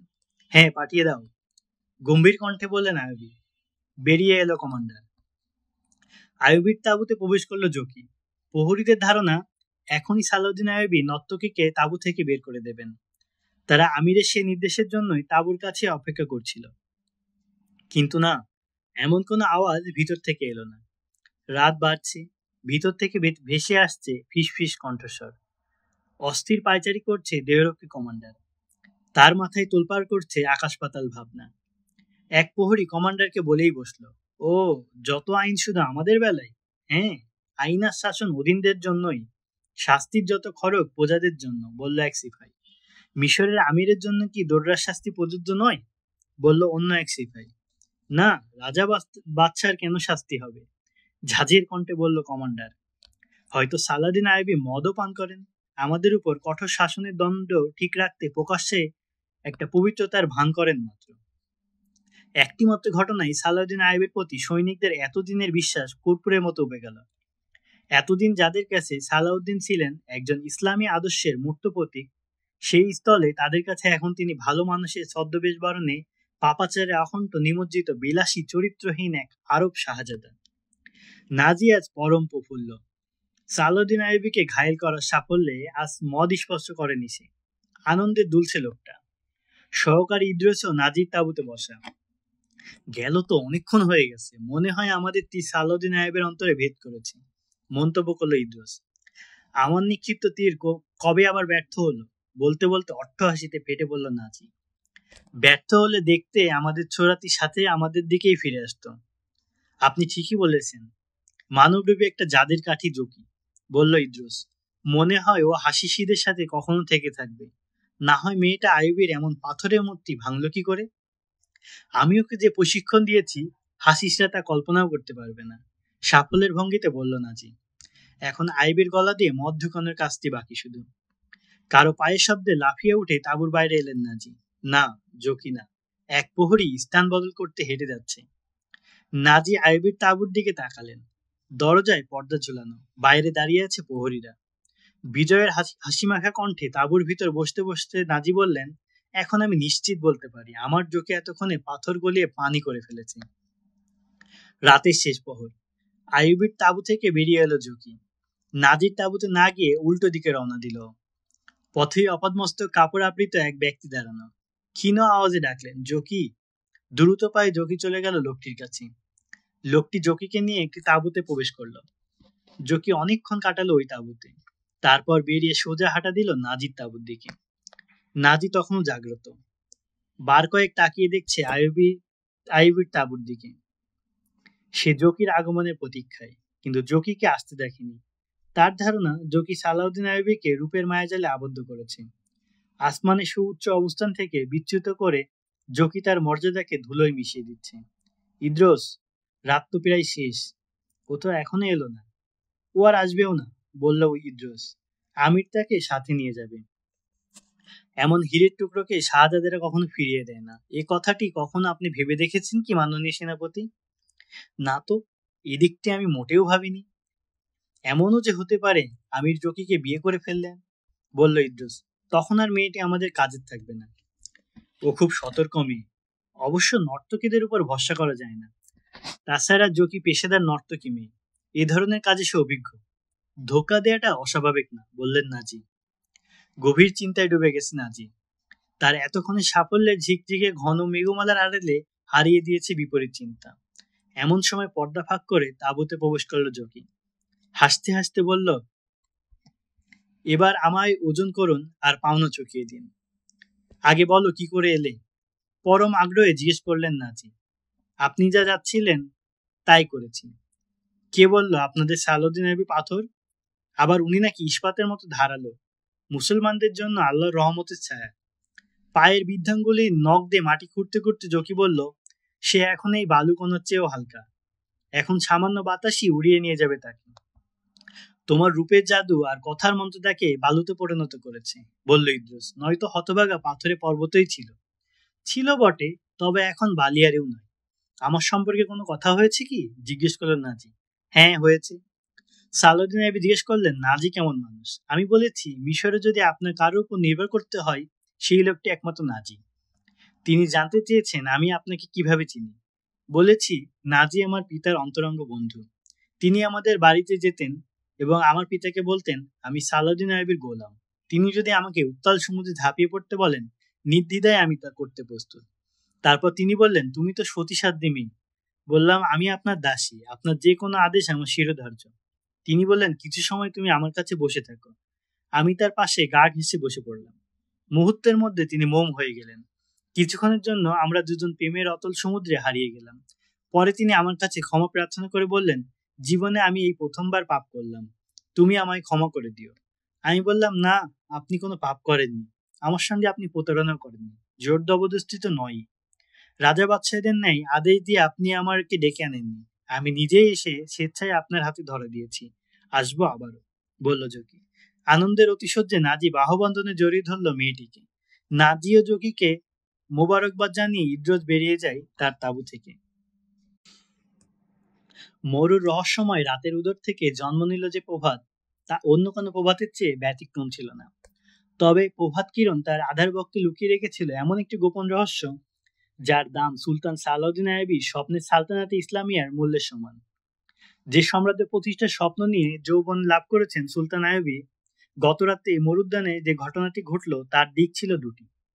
একটি দিক সম্পর্কে অবগত ছিলেন শুধু নাজি আর ইদ্রোস, অপর দিক সম্পর্কে অবহিত ছিলেন সুলতান আইবির রক্ষী বাহিনী। আর সুলতান আইবি গোয়েন্দা প্রধান আলী বিন সুফিয়ান ও জকি জানা ছিল ঘটনার উভয় দিক।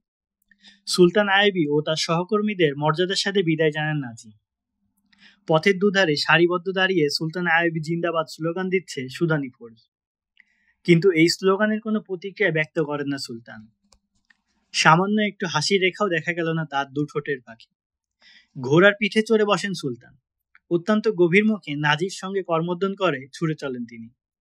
হেডকোয়ার্টারে পৌঁছে সুলতান আইয়ুবী আলী বিন সুফিয়ান ও এক নায়েবের সঙ্গে করে কক্ষে প্রবেশ করেন। বন্ধ হয়ে যায় কক্ষের দরজা। বেলা শেষ রাত নামে, আধারে ছেয়ে যায় প্রকৃতি। বাইরের সঙ্গে এর কোনো যোগাযোগ নেই কক্ষের এই তিনটি প্রাণীর। খাবার তো দূরে কথা, এত সময় এক ফোঁটা পানিও ঢুকলো না কক্ষে। কক্ষের দরজা খুলে যখন তিনজন বাইরে বের হন, রাত তখন দ্বিপ্রহর। কক্ষ থেকে বেরিয়ে চলে যান আইয়ুবী। রক্ষী বাহিনীর এক কমান্ডার আলী বিন সুফিয়ানের কাছে এগিয়ে এসে বিনীত স্বরে বলল, মোহতারাম, বিনা বাক্যবে আপনাদের আদেশ মান্য করে চলা আমাদের কর্তব্য। তথাপি একটি কথা না বলে পারছি না। আমার ইউনিটে একরকম হতাশা ও অনাস্থা সৃষ্টি হয়ে গেছে। আমি নিজেও তা শিকার হতে চলেছি। কেমন হতাশা? জানতে চাইল আলী বিন সুফিয়ান। আমার অভিযোগকে যদি আপনি গোস্তাকি মনে না করেন তবেই বলবো। আমাদের মহামান্য গভর্নরকে আমরা আল্লাহর প্রিয় বান্দা মনে করতাম এবং সর্বান্তকরণে তার প্রতি ছিলাম উৎসর্গিত। কিন্তু রাতে, বলল কমান্ডার, রাতে সুলতান আইয়ুবীর তাঁবুতে একটু নর্তকী গিয়েছিল, তাই তো? তুমি কোনো গোস্তাকি করনি। অপরাধ গভর্নর করুন কিংবা ভৃত্য করুন, শাস্তি দুজনেরই সমান। পাপ সর্বাবস্থায় পাপ। তবে আমি তোমাকে নিশ্চয়তা দিচ্ছি, আমিরে মেসে ও নর্তকী নির্জন মিলনের সঙ্গে পাপের কোনো সংস্রব ছিল না। বিষয়টি কি ছিল তা এখনই বলবো না, সময়ে তোমরা সবাই জানতে পারবে, বললেন আলী বিন সুফিয়ান। আলী বিন সুফিয়ান কমান্ডারের কাঁধে হাত রেখে বললেন, মন দিয়ে আমার কথাগুলো শোনো। আমির বিন সালে, তুমি একজন প্রবীর সৈনিক। তোমরা ভালো করেই জানা আছে সেনাবাহিনী ও সেনা কর্মকর্তাদের এমন কিছু গোপন রহস্য থাকে যার সংরক্ষণ আমাদের সকলের কর্তব্য। নর্তকীর আমিরে মেসের তাঁবুতে রাত কাটানোও তেমনি এক রহস্য। তুমি তোমাদের জানবাজদের কোনো সংশয়ে পড়তে দিও না। রাতে সুলতানের তাঁবুতে কি ঘটেছিল তা নিয়ে কাউকেও ভুল বুঝবার সুযোগ দিও না। আলী বিন সুফিয়ানের বক্তব্যে কমান্ডার নিশ্চিত হয়ে যায়। দূর হয়ে যায় তার মনের সব সন্দেহ। বাহিনী অন্য সকলের মনের খটকাও দূর করে ফেলেছে। পরদিন দুপুরবেলা আহার করছেন সুলতান আইয়ুবী। ইত্যাবসরে সংবাদ আসে, নাজি আপনার সাক্ষাৎ প্রার্থনা করেছেন। সুলতানের খাওয়া শেষ হলে কক্ষে প্রবেশ করে নাজি। তার চেহারা বলছে লোকটা একটা সম্ভ্রম ও ক্ষুব্ধ। খানিকটা চড়া গলায় বলল, মহামান্য আমির, একই আদেশ জারি করলেন আপনি? 50,000 অভিজ্ঞ সুদানি ফৌজকে মিশরের এই আনাড়ি বাহিনীর মধ্যে একাকার করে দিলেন? হ্যাঁ নাজি, আমি গতকাল সারাটা দিন এবং আধা রাত ব্যয় করে এবং গভীরভাবে ভেবেচিন্তে সিদ্ধান্ত নিয়েছি, তুমি যে বাহিনীটির সালার তাকে মিশরীয় বাহিনীর সঙ্গে এমনভাবে একাকার করে ফেলবো যে প্রতিটি ইউনিটে সুদানি সৈন্যের সংখ্যা থাকবে মাত্র 10%।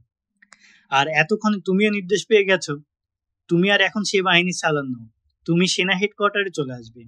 মহারাজ, আপনি আমাকে কোন পাপের শাস্তি দিচ্ছেন? বললেন নাজি। আমার এই সিদ্ধান্তে যদি তোমার মনোপুত না হয়ে থাকে তাহলে তুমি আমার সেনাবাহিনী থেকে সরে দাঁড়াও, বললেন সুলতান আইয়ুবী।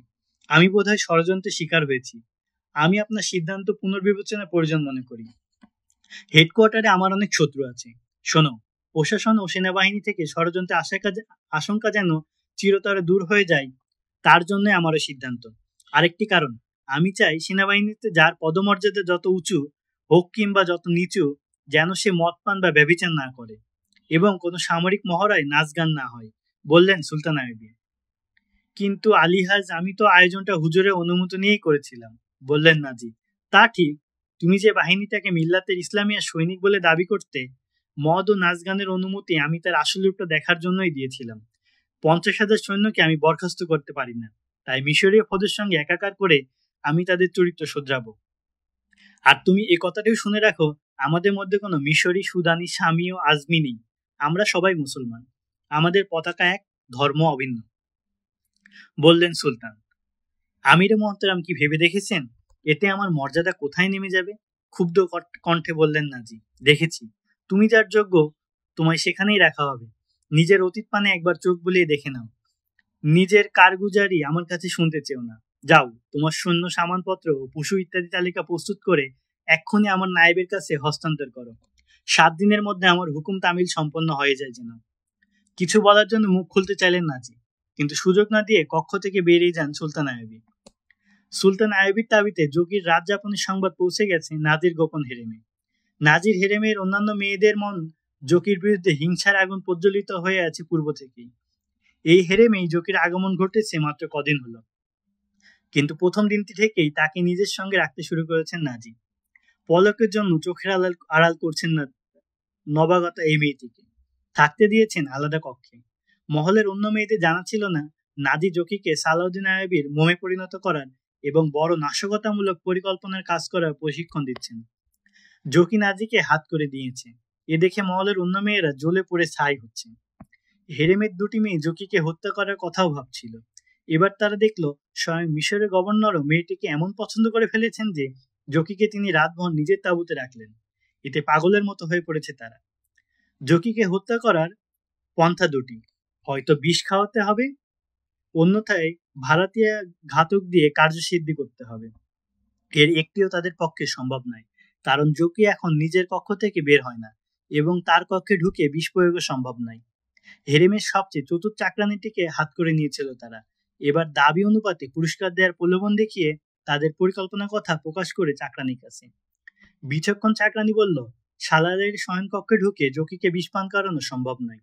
সুযোগ মতো খন্দর দ্বারা খুন করা যেতে পারে, তবে এর জন্য সময়ের প্রয়োজন। জকির গতিবিধির প্রতি দৃষ্টি রাখবে বলে প্রতিশ্রুতি দেয় চাকরানি। মহিলা এও বলে, আমি কোনো সুযোগ বের করতে পারলে হাসিসিদের সহযোগিতা নিয়ে যেতে পারে, তবে তার বিনিময় নেয় অনেক। বিনিময় যত প্রয়োজন হয় দেবে বলে সে নিশ্চয়তা দেয় মেয়ে দুটি। ক্ষুব্ধ মনে নিজে কক্ষে পায়চারি করছে নাজি। তাকে শান্ত করার প্রাণপণ চেষ্টা করছে জকি, কিন্তু উত্তরোত্তর বেড়েই চলছে তার ক্ষোভ। আইবির কাছে আপনি আমাকে আরেকবার যেতে দিন, আমি লোকটাকে বোতলে ভেড়ে ফেলবো, বলল জকি। লাভ হবে না।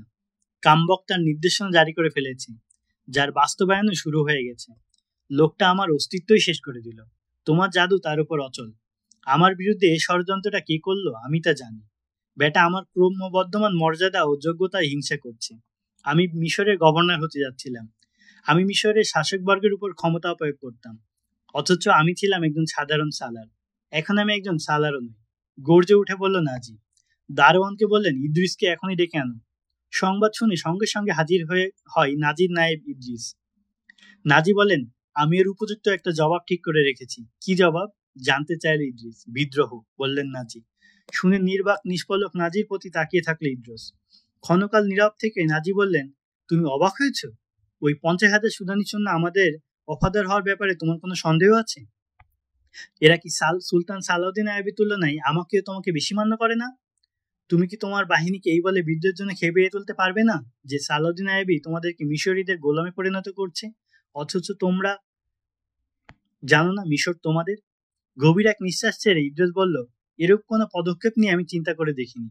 বিদ্রোহের আয়োজন আঙ্গুলের এক ইশারাই হতে পারে, কিন্তু মিশরীয় বাহিনী আমাদের বিদ্রোহ দমন করে ফেলার ক্ষমতা রাখে। বাইরের সাহায্য নেওয়ার ব্যবস্থাও তাদের আছে। সরকারের বিরুদ্ধে সংঘাতে জড়িয়ে পড়ার আগে সব দিক ভালো করে ভেবে দেখা প্রয়োজন। আমি সবই ভেবে দেখছি। খ্রিস্টান সম্রাটদের কাছে সাহায্যের আবেদন পাঠাচ্ছি। তুমি দুজন দূত প্রস্তুত করো, তাদের অনেক দূর যেতে হবে। এসো, আমার কথাগুলো মনোযোগ সহকারে শোনো।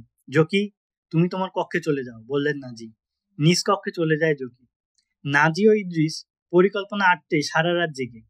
সুলতান সালাউদ্দিন আইয়ুবী দুই বাহিনীকে একীভূত করার সময় ঠিক করেছিলেন 7 দিন। কাগজি কার্যক্রম শুরু হয়ে গেছে।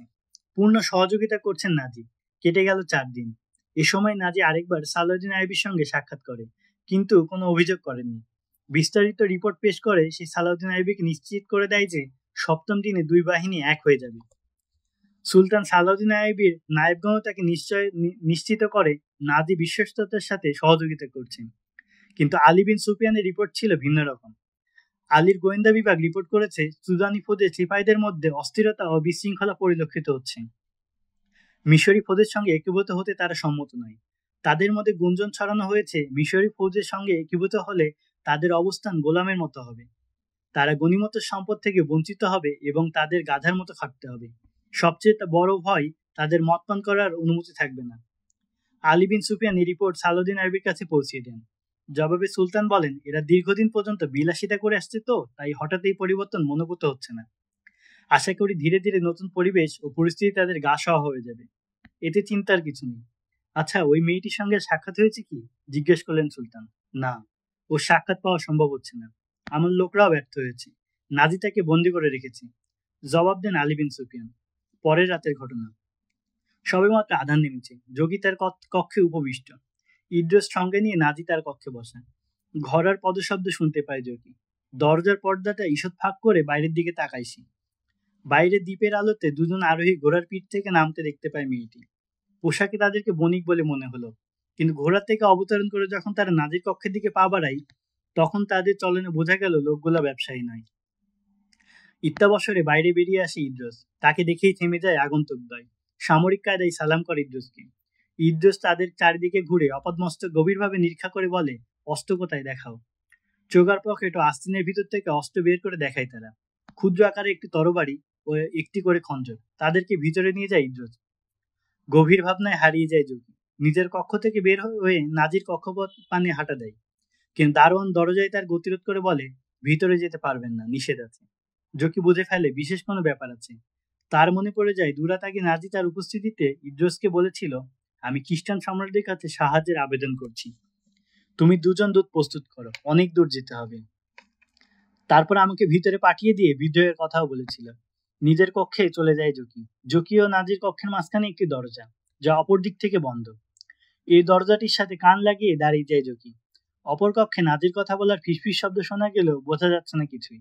কিছুক্ষণ পর নাজির পরিষ্কার কণ্ঠ শুনতে পায় জকি। সে বলছে, বসতি থেকে দূরে থাকবে। সন্দেহবশত কেউ তোমাদের ধরার চেষ্টা করলে সর্বাগ্যে পত্রটি গায়েব করে ফেলবে। জীবন বাজি রেখে কাজ করবে। পথে যেই তোমাদের গতিরোধ করবে নির্দ্বিধায় তাকে শেষ করে দেবে। সফর তোমাদের 4 দিনের, কিন্তু পৌঁছে দেওয়ার চেষ্টা করবে 3 দিনে। দিকটা মনে রেখো, উত্তর পশ্চিম। বাইরে বেরিয়ে পড়ে আগন্তুকদ্বয়। জকিও বেরিয়ে আসে কক্ষ থেকে। নাজি ও ইদ্রিস দাঁড়িয়ে আছে ফটকের সামনে। আরোহীদের বিদায় দেওয়ার জন্যই তারা বের হয়েছে। দুটি ঘোড়ায় চড়ে দু আরোহী ছুটে চলে দ্রুত। জকিকে দেখে নাজি ডাক দিয়ে বলে, আমি বাইরে যাচ্ছি, অনেক কাজ আছে, ফিরতে দেরি হবে, তুমি আরাম করো। একে কি ভালো না লাগলে হেরেমে ঘুরে আসো। হাত তুলে ঠিক আছে বলে সম্মতি জানায় জকি। মহল ত্যাগ করে চলে যায় নাজি ও ইদ্রিস। কক্ষে প্রবেশ করে জকি। চোগা পরিধান করে কটিবন্ধে খঞ্জর বাঁধে। কক্ষের দরজায় তালা দিয়ে হাঁটা দেয় হেরেমের দিকে।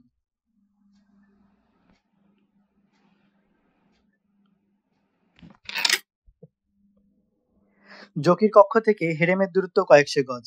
দারোয়ানকে অবহিত করে হেরেমে প্রবেশ করে সে। অপ্রত্যাশিতভাবে জকিকে দেখে বিস্ময়ে অভিভূত হয়ে পড়ে হেরেমের মেয়েরা। এই প্রথমবার হেরেমে প্রবেশ করলো জকি। হেরেমের মেয়েরা তাকে সম্মানের সাথে স্বাগত জানায়। যে দুটি মেয়ে তাকে হত্যা করার পরিকল্পনা নিয়েছিল, সাহস্য অভিবাদন জানায় তারাও। কক্ষময় ঘুরে ঘুরে সকলের সাথে সাক্ষাৎ করে জকি। সবার সঙ্গে কথা বলে ফেরত রওনা হয়।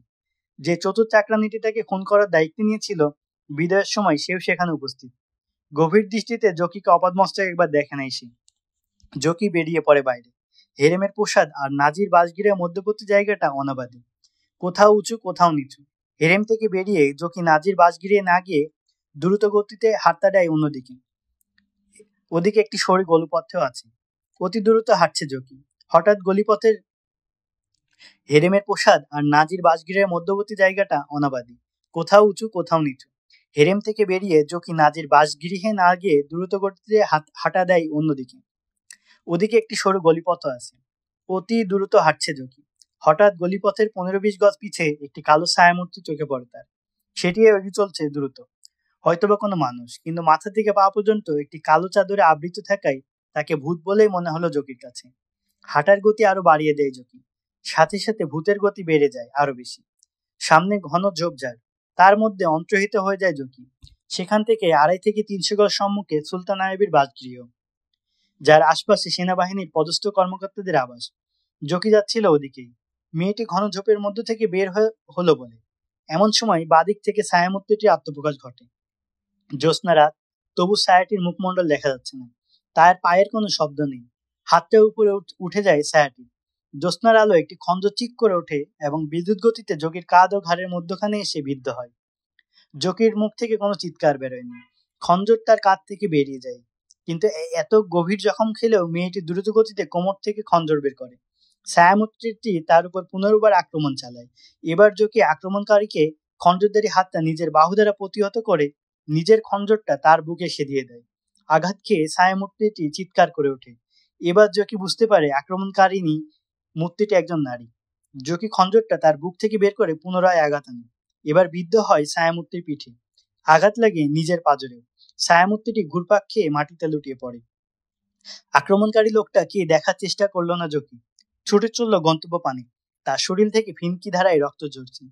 জ্যোৎস্নালোকে সুলতান সালাউদ্দিন আইয়ুবীর বাসগৃহ দেখতে পাচ্ছে জুকি। অর্ধেক পথ অতিক্রম করার পর মাথাটা চক্কর খেয়ে ওঠে তার। চলার গতি মন্থর হতে শুরু করছে। জকি চিৎকার করে ওঠে, আলী আইয়ুবী, আলী আইয়ুবী। পরনের পোশাক রক্তে লাল হয়ে গেছে জকির। সীমাহীন কষ্টে পা টেনে টেনে অগ্রসর হচ্ছে মেয়েটি।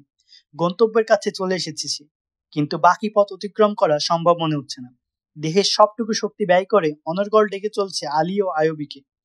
নিকটেই একই স্থানে একজন টহল সেনা টহল দিয়ে ফিরছিল। জকির ডাক শুনে ছুটে আসে সে। জকি তার গায়ের উপর লুটিয়ে পড়ে বলল, আমাকে আমিরে মেসের কাছে পৌঁছে দাও, দ্রুত, অতি দ্রুত। শাস্ত্রী মেয়েটিকে পিঠে তুলে সুলতান আইয়ুবীর বাসগৃহ অভিমুখে ছুটে চলে যায়।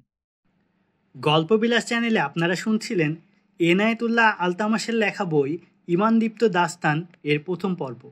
বইটি কেমন লাগছে তা আমাদেরকে কমেন্ট করে জানান। আমাদের গল্প উপন্যাসের অডিও নিয়মিত শুনতে অবশ্যই আমাদের চ্যানেলটি সাবস্ক্রাইব করুন।